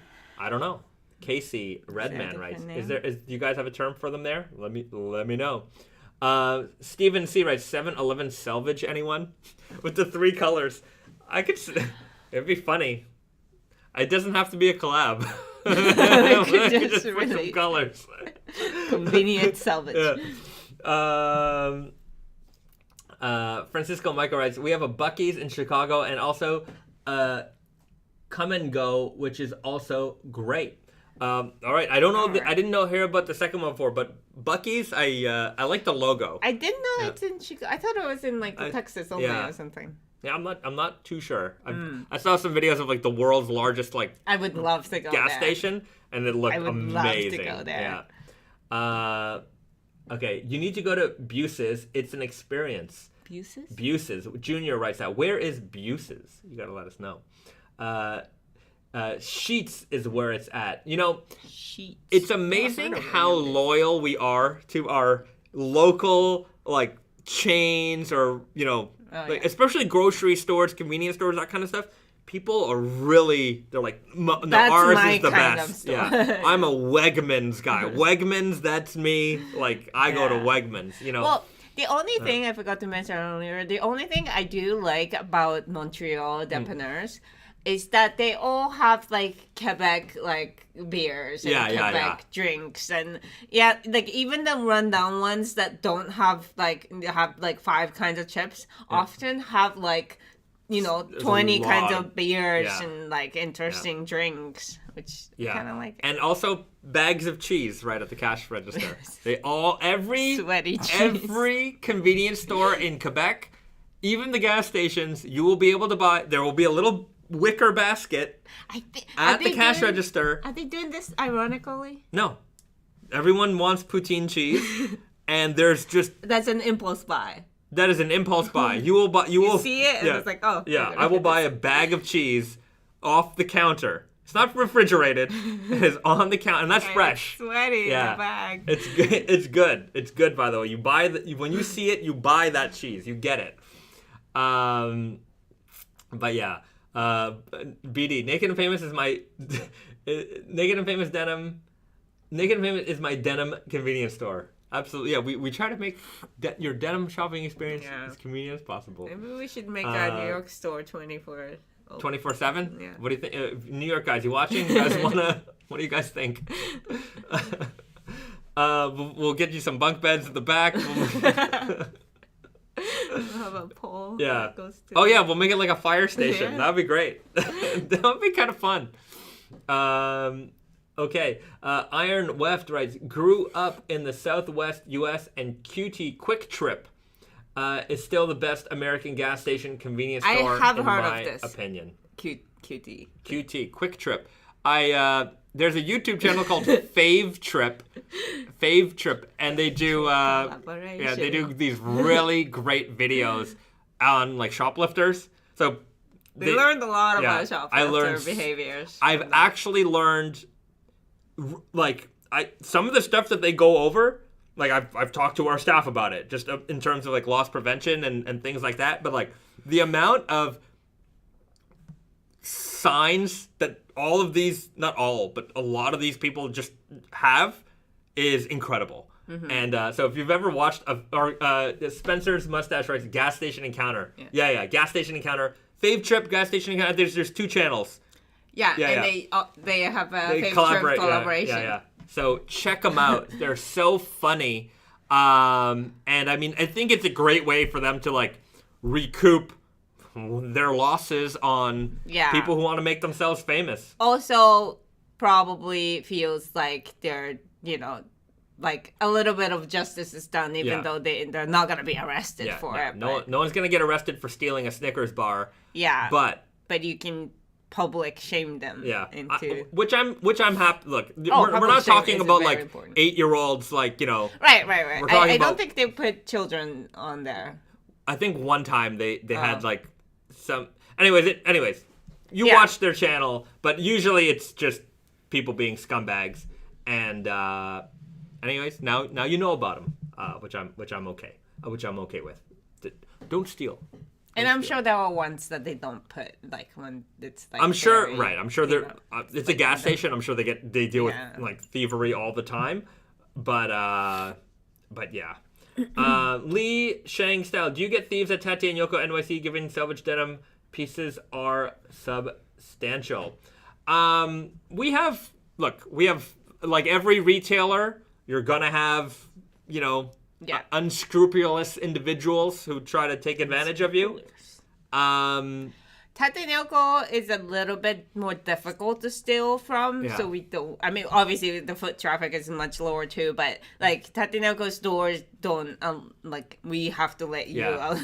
We actually have because sometimes there's nobody in the store downstairs. There's like a buzzer. And then someone will come down and help you out. So sometimes the guys are always locked. Yeah. So even if you're going out of the store, we have to buzz you out. Yeah. So it's a little less a thing you want to do. Although we've had one time early at Tate and Yoko days, it was like a midnight robbery, and what happened was somebody broke in through the side door. So one morning, like, we opened the store and we're like, where's the laptop? And because we left. We leave. I mean, it was on the desk, but we're like, that's weird. What? Like, and then we start looking around, like things are like disheveled a little bit. We're like, what? And we see the door has like a giant gash in it, and we're like, So we look at the cameras, and like it turned out like some guy. Smashed through the door and ran in the dark and just took the laptop, and then on his way out, he exited through the wrong door and it ended up in the stock room and made a little bit of a mess and grabbed the duffel bag and put the laptop in and ran out the store. And like, he stole a laptop without the charger and a duffel bag. I'm like, you left. I mean, the laptop's replaceable. It wasn't an expensive laptop. It was an old laptop, and like you didn't even take the charger. I'm like, and there's I'm like, what are you doing with your life? To that guy, I hope you've got things sorted out by now. That was like a long, long time ago. But that was really the worst thing that ever happened at Tate. Like nothing serious has ever happened at Tate. New York's another story. New York is New York, but anyways, we won't talk too much about that. But look, this is a reality of having a store. You're going to deal with people. You're going to deal with all kinds of people. Okay, James Keating with an idea. This is a fun topic. Denim pitch. Yokai Selvedge. A different Japanese mythical monster every season would be a cool way to teach people about the different myths. So, for those who don't know, yokai are everywhere in Japan. They're everywhere. There's a yokai. So yokai is like a monster. Like a fictional spirit monster thing, like fairy tale type thing. And there seems to be a yokai for everything, right? So. It's like a yokai, for instance, that might live under a bridge. Yeah. Or yokai that just causes random wildfires everywhere, or like things like that. One guy who steals pickles, like they would maybe I don't know, they would like literally for like anything you can imagine. There's probably a Japanese fantasy monster around it. That could be fun. I just don't. The reason why I wouldn't do it is because I think it is so not known about that I don't know if we would be the ones to generate the interest around it. Yeah, that, and also like, would you? This is a question for everybody. Yeah. Would you want to wear jeans based off of a random mythical creatures? Like another that also looks like it's not a like some yokais are cool looking and very like creative kind of things, but other yokais are just gross looking, and it's just like what is the point? They're just weird. Hold on, I'm just looking some up, and like I guess the ukiyo-e kind of style artwork is a little bit more interesting. Oh, but that one, I actually don't know too much about this, but there are like iconic ones that like I've seen that I can't remember what they do. It's like a Japanese folklore. Yeah. And some of these are very funny. It's like, how did you come up with this idea? Yeah. Okay, let's these images are maybe a little bit more interesting. Yokai drawings. But these seem to be more modern. So like iconic. I don't remember what this guy is. Let's do it. So like here are Japanese yokai. I don't know what that is, but it's some kind of demon guy. Like and there's also like a lady who's like whose husband or like a boyfriend cheated on her and like. Or like she got killed by him or something. It's like a scary woman yokais. Yeah. So kinds of like backstories that. Like a kappa is maybe the most famous one that I can know of. This is a kappa. This is like he looks like a turtle with like water on his head. He's got like a little pool of water on his skull. But they're a little, and like sometimes they can draw them a little bit more cute, like that's a really cute version of a kappa or kitsune. Yeah. Also, kitsune and tanuki are like animals, and they do exist. And they are real animals. They are real animals, but it's so like closely related to like these folklores that. When you're a kid, like when I was a kid, sometimes I got confused if they were real or not real. Like, wait, do they exist? Do kappas exist because kitsune exists? Yeah, it's interesting. It is a fun idea. I will say that. I just don't know. Like, look, if I'm gonna do monster-related ones, it's got to be Pokemon. But it's also that like we're not personally into it. Yeah. If we were, we probably would do something like that. But, sometimes it's... Yeah. It has to be something passionate from our own... Yeah. Lee Shang Style writes, some of those yokai pics look like Pokemon. Haha. Like, and you can understand... No, the idea is that, I think. I'm pretty sure. I don't know. Right. Like a... Absolutely. Proof, but... You can understand how Pokemon came to be... because of yokai culture. Definitely there's a connection there. Yeah. There's also a connection with children in Japan, especially boys, like collecting bugs. The amount of so here's bug a question. That's catching... not a thing in North America? Not even close to the same level. To be fair, you grew up in Canada where there's no bugs. There's very little bugs. The idea that, like, maybe I remember have a butterfly net when I was a kid, and that was about it. But, like, the amount of little boys here that all have, like, those little plastic containers, like, when springtime is around here, all the kids are out looking for beetles and bugs, and, like, that wasn't us. We did not do that. Like, that wasn't you might have had a kid who was into bugs in your class, but the idea about every boy in your class was into bugs is definitely not. I don't think that's a thing. So here, all the little boys like collecting bugs. I don't know. Yeah. Probably. I mean, not all of them, I would imagine. There's sections in every store of bug collecting stuff for kids. Like, the bug collecting section in the toy store is a section. There's no bug collecting section at the toy store in North America. Yeah. So that aspect of it definitely contributed to Pokemon. Yeah. Yeah. Brainstar, that explains Animal Crossing so much. Yeah, because there's bug collecting in that too. Yeah. You get your net, you catch the bugs. Amelia Hernandez, collecting bugs in Animal Crossing was my first time collecting bugs. Right? So yeah, it's interesting to see how these Japanese cultural aspects kind of find their ways into video games, and we learn about them, like, you know, in the West maybe we don't even think about them too much, but we understand them. You know, one thing is, like, if you ever play, I mean, I'm sure many of you guys have played a video game before, but like a Japanese video game, you play a game like Street Fighter, and you'll have the character profile, you know, age, you know, date of birth, you know, and then there will be blood type. And for the longest time in my life, I'm like, where do okay, I'm like, okay, like I would always see it in these Japanese games, blood type. This character's blood type, and I just thought it was like part of their bio, like, oh, here's their profile. But why is blood type? The reason why blood type is included in their bio is because in Japan, like, blood type is kind of closely associated to like personality type.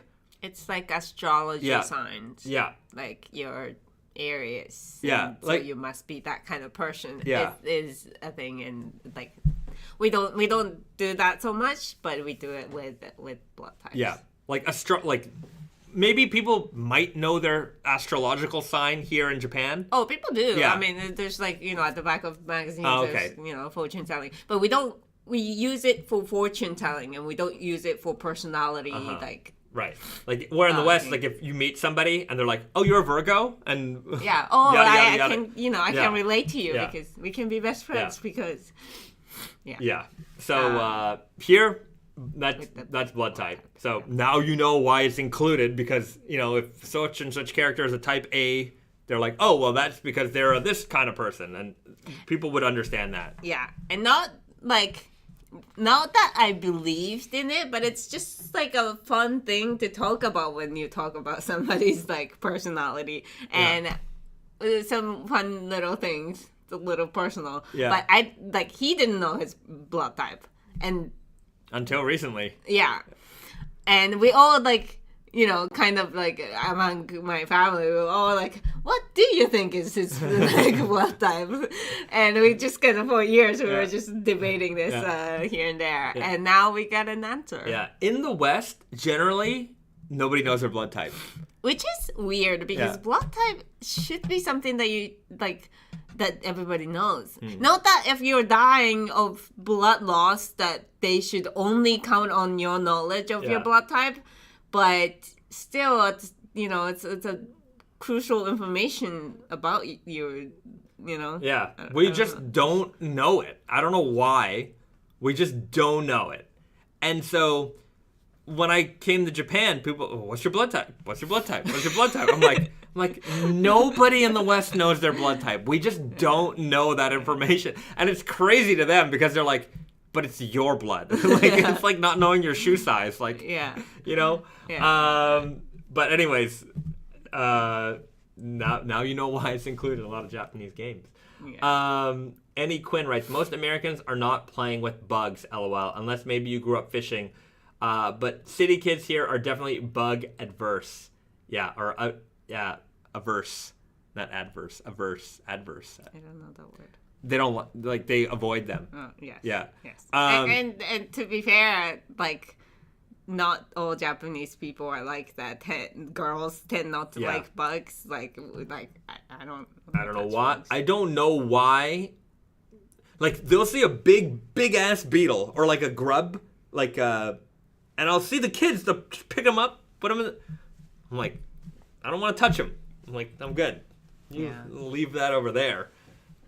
Man, it's almost cicada season, and those things in Japan, like, if you ever watch Japanese anime or movies, like, you always hear like that.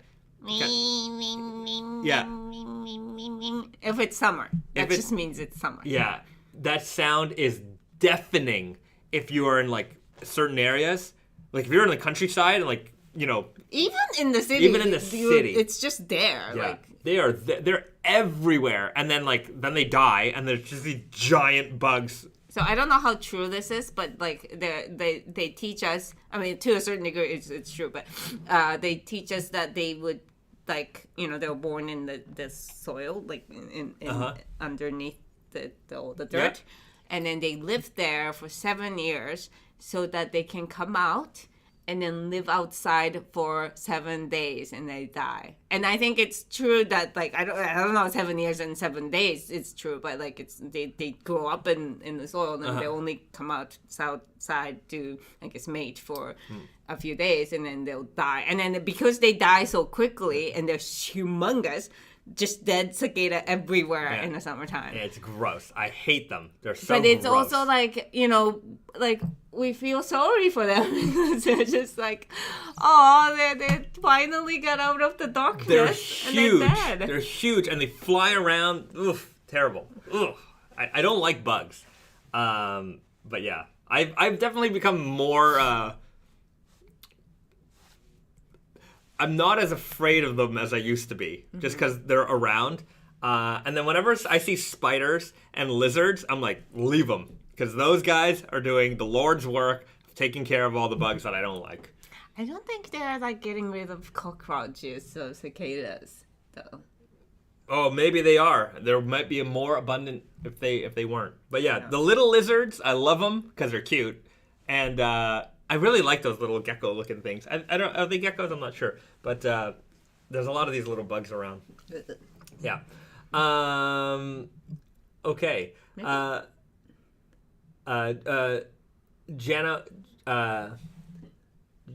Janost? Sorry, I'm definitely screwing that up. Cicadas are still better than the cockroaches here, though. Yeah. Japan's got some big bugs. Yeah. Japan grows big bugs. Just they got the weather for it. Canada gets to be nice and cool in the winter, and it kills everything. You don't get really just spiders. Spiders. In Montreal, a lot of spiders. Okay. BD writes, congratulations on the mugs. Love ours and seeing a lot posted. Yes, these have been shipping out. Everybody's been enjoying theirs. I hope we are working on a restock already. We didn't know that we were gonna sell out that quickly. Well, we have these ones available still, but we sold out of the jade colored one, so we are working on them. Our aim is to always have them in stock. Yeah. Vance Edwards writes, I watched a lizard yesterday completely devour a wasp. It was wild to see. Good job, lizard. You did it. I'm happy for you. Maybe we should look at some jeans because... Yeah, we should look at some jeans. This is a raw denim. Yeah. Okay, so let's talk about a few things because we can do a few previews and we can talk about what we just released today, which is the recycled kimono weft selvage. So if you ordered yours today on Tate and Yoko or Naked Famous Denim NYC, they're available now. We're going to be shipping those out shortly, or if you picked them up in store, I hope you got them, and I hope you're enjoying them. It's really, really cool fabric. We put out the video this week, and if you haven't had a chance to watch that, go and check it out. We have some like rare footage. We never have footage of anything being made, but this was like how they recycle the kimono fabrics into the yarns to use on the weft. Sometimes we ask for this stuff, and like most of the time they don't give it to us. Yeah. But this one they were able to get us the video, and like as I was editing the video, I said to Risa, I'm like, wait a minute. Do we have footage of? Because I remember when we made it, like it just came into my head that I'm like, wait, when we were making this fabric, we told them to like take video. I'm like, did they ever send that video? And like literally as I was editing, I remembered that we did it, so I was able to include it. Thankfully, so you guys could see how it was done. So just what I really like about this fabric is just how neppy it is. Like you'll see, there's all kinds of like. Just little bits and things happening here in the fabric, like little random loose like yarns and silk bits coming out. And so it adds just a great deal of texture and what's the word I'm thinking of? Depth to this fabric. So really, really neat. And I like that we can use Japanese silk kimonos and make denim with it. It's also like it's never been done before, so that's really, really cool. And yeah, the multicolor bits, Emilio writes, the multicolor bits are great. What's really great is that they're very subtle. Like I bust out the macro lens for all of our videos, but we've done multicolor nepped denim before, and with this one, it's not in your face. Like some people, like I get it. Like you don't want your jeans.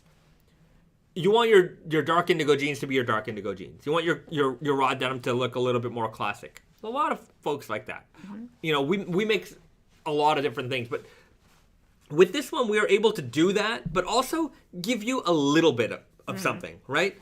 So you'll notice that it's really not that noticeable until you get really, really close, which may not even show up here. So in the pictures that I posted, like, you know, those are really zoomed in, and you can really see it. But day to day, you're just gonna notice these small little details in here, and I think it's fun, and it's fun to admire the fabric for that, and it's also because you know what the story is.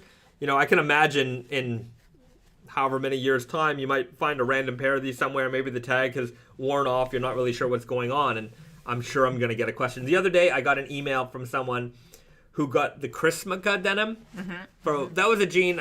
Maybe we put it, I don't remember. Was it 2016 or something like that we put it out? 2018, 2016? No, not 18. Oh, okay. Maybe 16. Yeah. So, like, it was, like, Christmas and Hanukkah themed selvage edges. Mm-hmm. And I guess the tag had worn off, and this guy found them at a thrift shop somewhere. I was like, what style is this? I'm trying to figure it out. And anyways, I was able to ID them for him right away. But, yeah, I can imagine, like, this would be a fun one to try and ID down the line. And anyway, now we have all the blog posts and things like that. It might be a little bit easier to find, but just a really interesting fabric if you're into fabrics at this level. So get them now. They're available. Tati and Yoko, Naked Famous Denim NYC, of course, a bunch of our retail partners. Enjoy. Mm-hmm. Cool jean. Next. You want to show the upcoming? Upcoming. So this is one that a lot of people have been asking for. We're going to release this guy on the 17th. So this is the double dirty fade selvage. So this is our classic. Let's pull it up. This is our classic dirty fade denim, which many of you should know by now. One of our most popular, I would say. Which I think inventory-wise, we might be running really low. But let's check it out here. So this is the dirty fade selvage. This has been in the Naked Famous Denim collection. At this point, it's been probably a decade. And we have a few pairs of skinny guy left. You can get them on a good deal right now, $99. 27 and 28. Yeah, if you're small. Anyways, we're running low. I know I know a restock has to happen soon, but this has been one of my longest worn fabrics that I've ever worn, and unfortunately I outgrew them, but my jeans should still be hanging up on the wall at Tate and Yoko. One thing to notice that actually we've done a few different production runs of this fabric, and sometimes we have the red and white selvage ID, but mostly they should be that one's red too. Let's see if we got a picture of it with the other way. Do we have one? They all seem to be this. No. Okay, anyways. This one right here, which has the white and red, classic white and red selvage ID. Anyhow, very, very iconic fabric for us. The selvage ID on most dirty fade selvages now, we should probably update these photos, will be like a classic white and red. But this is the same indigo warp, but with a dark brown colored weft. So we call it the double dirty fade. We call it the dirty fade because the warp yarns are dyed. They're unbleached cotton, which has more of a yellowy, brownish kind of natural tinge to it. And then rope dyed on top. And then when it fades, it gives it a little bit more yellowy brown tone in terms of fading. It doesn't fade to white. Yeah. It fades to like a dirty white. Yeah. Hence the dirty fade. Hence the dirty fade. So now that we've got the... Yeah, so we used the same warp for that. And then on the weft side, we also used like a brown color. So when you fade, this denim looks very, very dark to begin with. The warp is going to fade to dirty white. And then the weft of the already dirty color weft is going to show a little bit more. So it's double dirty. Double dirty fade. So we've been playing around with, our core fabrics, offering them in different, iterations. The left-hand twill, we have the left-hand twill offshoot broken twill version, so the broken twill version of the left-hand twill selvage. We did the midnight selvage left-hand twill. That was we've done it before for Naked and Famous, but right now we have it for Blue Owl as an exclusive. So we've got the double dirty fade. We're gonna play around with a lot of our core fabrics going forward to give you new ways to enjoy them. So it's a good idea because if you already have dirty fade and you like the weight, you like the how it feels, this is just another version of it that you can have that you like. And if you've never have worn dirty fade before, this is a new 14 ounce, 100% cotton brown weft. Jeans. So there you go. And I know we have a customer base where like they have a fabric that they like and they stick to it. And so like if you're a dirty fade guy, you always wear the dirty fade. Well, you're still wearing the dirty fade, but a new way to enjoy the dirty fade. So. BD writes, Bahzad, would you consider fading the hard, soft selvage next? I definitely would consider it. After we did the video shoot for the hard and soft, like I just didn't take the jeans off. I just kept wearing them and wearing them. They're very comfortable. And I haven't faded a dark indigo jean in a while, and my next jean will be, I think. It would have to be... it's not... We're doing Spring Summer 23 sampling right now. 24. Well, Spring Summer 24, and there's some fabrics there, like those like lighter weight ones. That one that I want to use, that lighter weight one that I want to use for MIJ. Or the other MIJ. Anyway, I can't talk about these yet because like these are. It's not confirmed. These fabrics are not confirmed, but those fabrics. Jesus,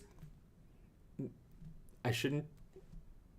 All I'm gonna say is, spring summer. We're not even to fall winter 23, but spring summer 24. Sorry, Anyways, I think we've got so much lined up. You guys are in trouble. Get your wallets ready because the amount of crazy stuff that's coming, it's crazy. I'm very excited for that. But it's also a good idea for you to wear something that's going to come out further in the future so that by the time it comes out, you can say like, I've been wearing this for however many months and this is how it's fading. Yeah. Those are very important things to have. So I think you might not want to wear hard and soft because it's already available and by the time you fade them, like it's not going to be available anymore perhaps. So future. Yeah. Anyways, you guys will, like, that's as much as I can leak right now. You guys always get the leaks. Once things are more confirmed, I'll This is just like a egg. It's still an egg. This is in design mode right now, and I'm in it, and my brain is in it, so I'm excited for what we're doing. But I think your next should definitely be True Guy fit. Yes. Oh yeah. True Guy, I talked to Brandon this last week. True Guy is coming. It's on. He's like, it's in. Whoa. Snowy did a big jump here. And he did not succeed. Yeah, he confirmed that True Guy is in production, though it's not on the production schedule. So usually I get a production schedule every week. Usually. But it's coming. So it's coming, and there's going to be a lot of it. Like, there's going to be a flood. Like, we're just doing all the True Guy production and so many different fabrics all at once. It's going to be a flood of True Guy. So that's going to be the next big thing to consider. So, coming soon. Okay. There was a question. Emilio Hernandez. Secrets are no fun. Secrets hurt someone. Oh, all right. It won't hurt. Trying to hurt you. I'm not trying to hurt you. AJ writes, why do most Selvedge jeans come only in a button fly and not a zipper fly? Vance Edwards responds, I would assume it's because Selvedge is an homage to jeans of the past and button flies are a thing of the past as well. They go together like peanut butter and jelly. I would say that part of it is that there's definitely an aspect of it where it's like, that's the traditional way, so we're going to stick to the traditional way. I would say that on most Naked and Famous Denim jeans, it's generally because we prefer the button fly. I personally prefer button flies over zip flies. I just find that they open faster. I don't know. I don't really have a problem with it. Zipper opens faster. No, button fly opens faster. Button fly opens faster. You are only dealing with one kind of closure with button. Because even with zipper, you still have to unbutton your jeans. So, you're dealing with two different closure systems. And that might be causing you a delay, I guess. I don't know. I just, when you open a button fly, if you guys, I'm sure you've figured this out by now, but, undo the top button, and then you just pull, and it opens. It just opens way faster. And, doing them up, just takes me a second. It's really not a problem. Well, up is definitely faster with the zipper. Yeah, up is faster with the zipper. 100%. Yeah, but then you don't want to find yourself in a Something About Mary, kind of situation there. How often does it happen, really? Once is enough. Once is enough. But, yeah, I think that's part of it. We do both, but generally speaking, it's button fly. Will the true guy have bigger thighs than the weird guy? It's supposed to be a little bit wider everywhere. Just a little bit. But not quite strong guy territory. So, anyways, we will have full measurement guides and fit guides for that when it comes. So, thankfully, coming soon. Early, I would not say that it's going to be this. It'll be early Q2. Mm-hmm. Early Q2. Mm-hmm. Okay. Joel Lizzie writes, once is enough, LOL. Once is enough. That's it. Okay. Salsa writes, hello from Texas, just received my green cup and I love it. Well, thank you very much. I hope you enjoy it for a long time. The Raven writes, the buttons, in my opinion, are simply more fun than zippers, but that's just my subjective opinion. Mm-hmm. Right. Yeah. Look, there's no wrong way. But I just, my preference is buttons. If I had a jean, let me put it this way. If I wouldn't not buy a jean because it had a zipper or a button fly. Mm-hmm. It really doesn't make that much of a difference to me. Yeah. But if it had a button fly, I'd be like, oh, I like this more. But yeah, it's not enough of a detail where I'd be like, no, I'm not doing it. Although I have, I have experienced people who are like, no, button fly, no. And I tend to find that the button fly, the people who don't like the button fly tend to be older. This is just my observation, is that they tend to be older gentlemen who may have come from button fly as a youth. And when the zipper fly came in, it was like sliced bread for them. They're like, this is the greatest invention in the world. I'm never going back. And that has just, they're like, no. Those were bad. I have something new called the zipper. That's what I want, and I'm zipping it up. Yes, but I also doubt that, to people who are, buying jeans now, wearing jeans, raw denim jeans, are not from that generation. Zipper was around for a long, long time.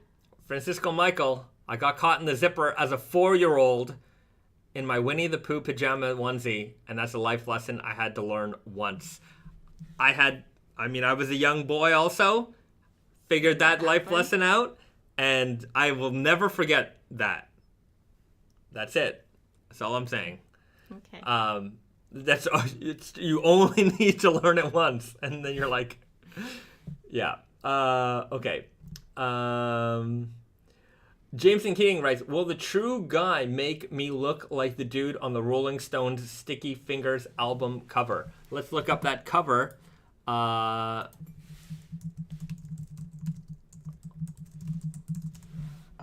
Let's see. Images. The answer? Yes. That's what you're gonna look just like that. That's you. So I'm All right. yeah. Even though it's not a zipper, it's not a button fly. Yeah, you're gonna look like that. That's gonna be you. All right. Well, these are some cool looks. I like that. All right. Yeah, you're gonna look just like the Rolling Stones. That's the real bottom line. Is that you're gonna look that cool, guaranteed. Not money back guarantee, but guaranteed you'll look cool. I'm not Crotch Guy, I swear.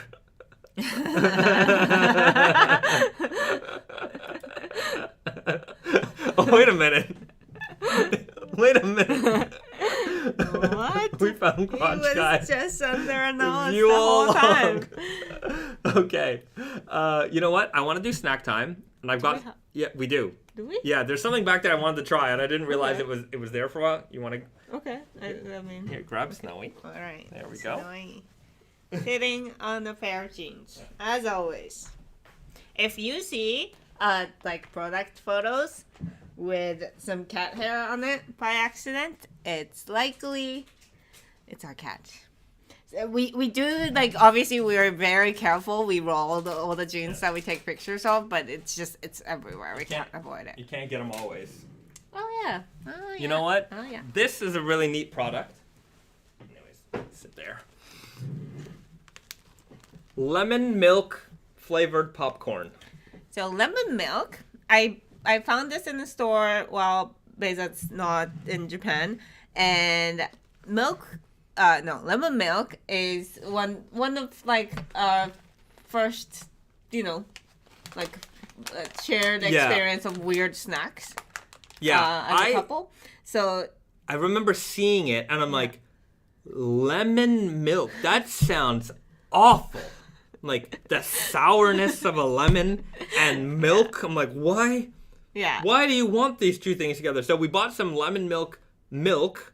Yeah. And back in the days. Yeah. They had it it was like a little carton of milk. I'm like, I have to try this. Yeah. And then it ended up being like delicious. Actually very nice. Yeah. So it was like, strawberry milk or banana milk, like it just like a sweet flavored kind of milk. And so now I see that there are more and more lemon milk products. There's ice creams and things like that. And then anyway, Risa found this, and I saw it in the pantry the other day, and I'm like, we gotta give that a try. Mm-hmm. So here we are. We're gonna try the lemon milk popcorn. And I like the old school like packaging. The color is really nice. Like that's really cool. Yes, Jameson, hang on, denim patch, lemon milk salvage, milk denim, lemon left. Yes. So the milk denim will see more iterations. Yeah, we have to do chocolate milk.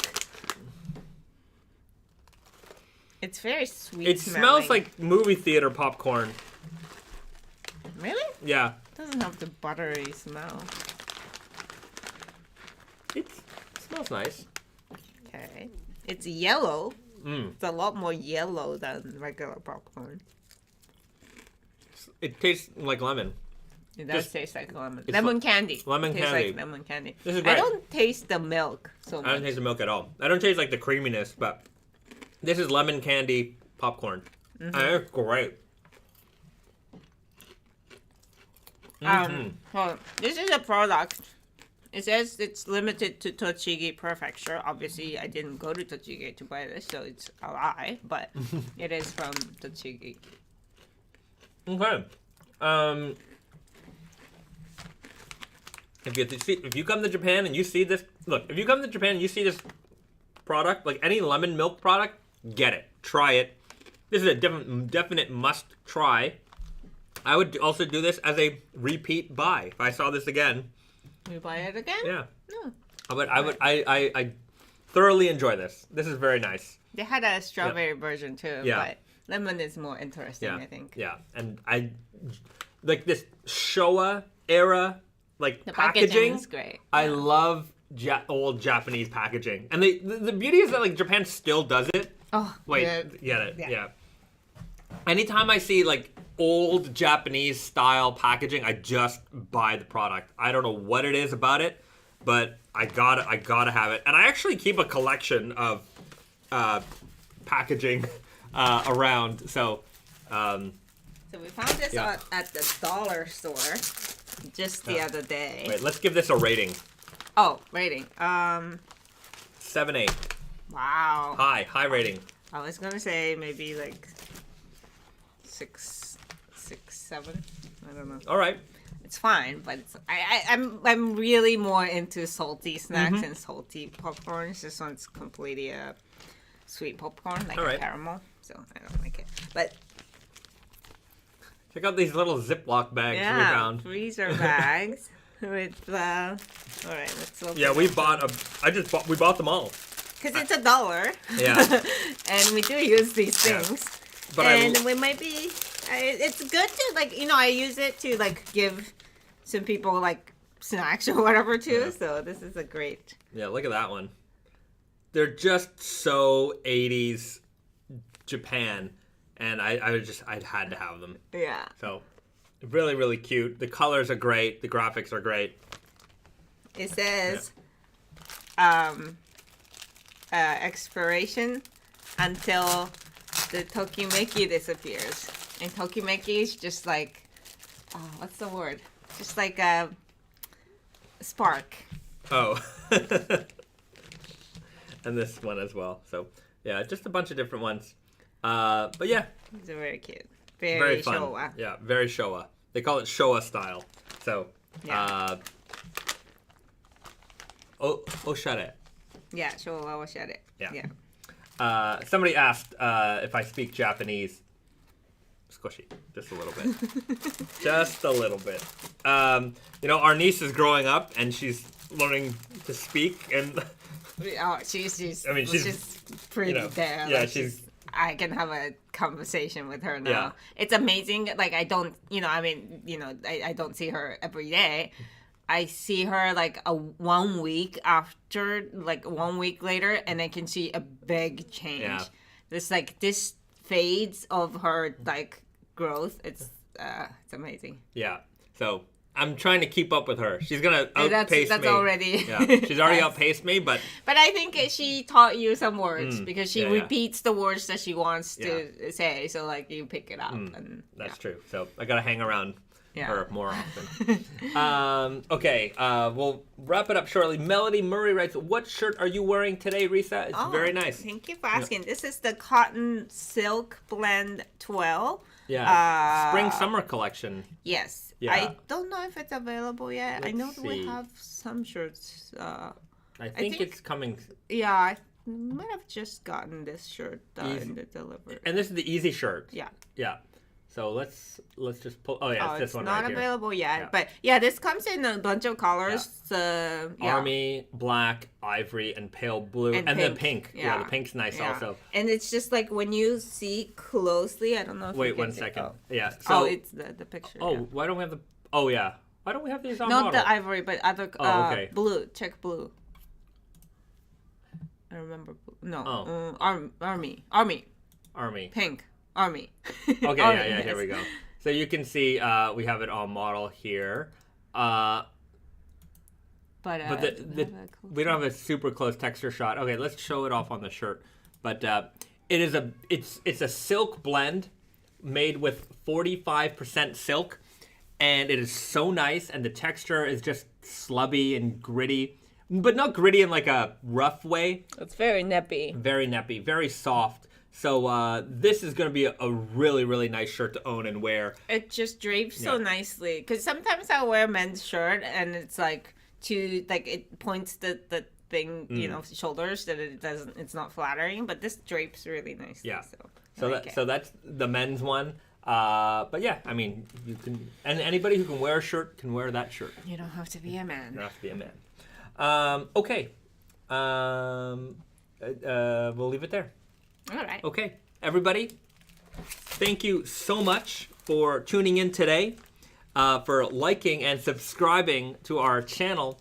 Don't forget to hit the like button on the way out, and let's just a reminder, we're gonna have a little caption contest today in celebration of our 10,000 subscriber mark. So what you need to do is let us know what Naked and Famous Denim jean, what fabric, what fit represents you the most, or what fabric would you be if you could be one. So leave that in the comments section. I'm gonna pick a winner on Wednesday at some random time. I don't even know, Japan time. So so get your comment in early. Do it now. Do it right after the video. And I'll pick 3 random winners, and you're going to get a $100 gift card. So there'll be 3 $100 gift cards, either Tati and Yoko or Naked Famous Denim NYC, your choice. But you have to be a subscriber. Yeah, so be a subscriber. Leave a Imagine comment. if we finish this live stream and we have less than 10,000. No. Nobody ever unsubscribe. Subscribe forever. Okay, and then we'll do this again when we hit 1 billion subscribers. So we're just gonna skip over 100,000. That's it. We're going all the way. Million. Yeah. We're gonna skip over a million. At this point, the growth is gonna be so fast we won't even have time. We're on the road to 1 billion. Okay, so all right. There you have it, everybody. Dream big. Have a great weekend. Do something nice for somebody. Have some popcorn or something. I would encourage popcorn. Or lemon milk. Or lemon milk. Okay, weekend, everyone.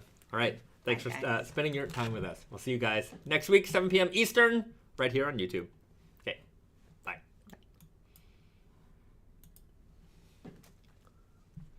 You know, I just realized as we're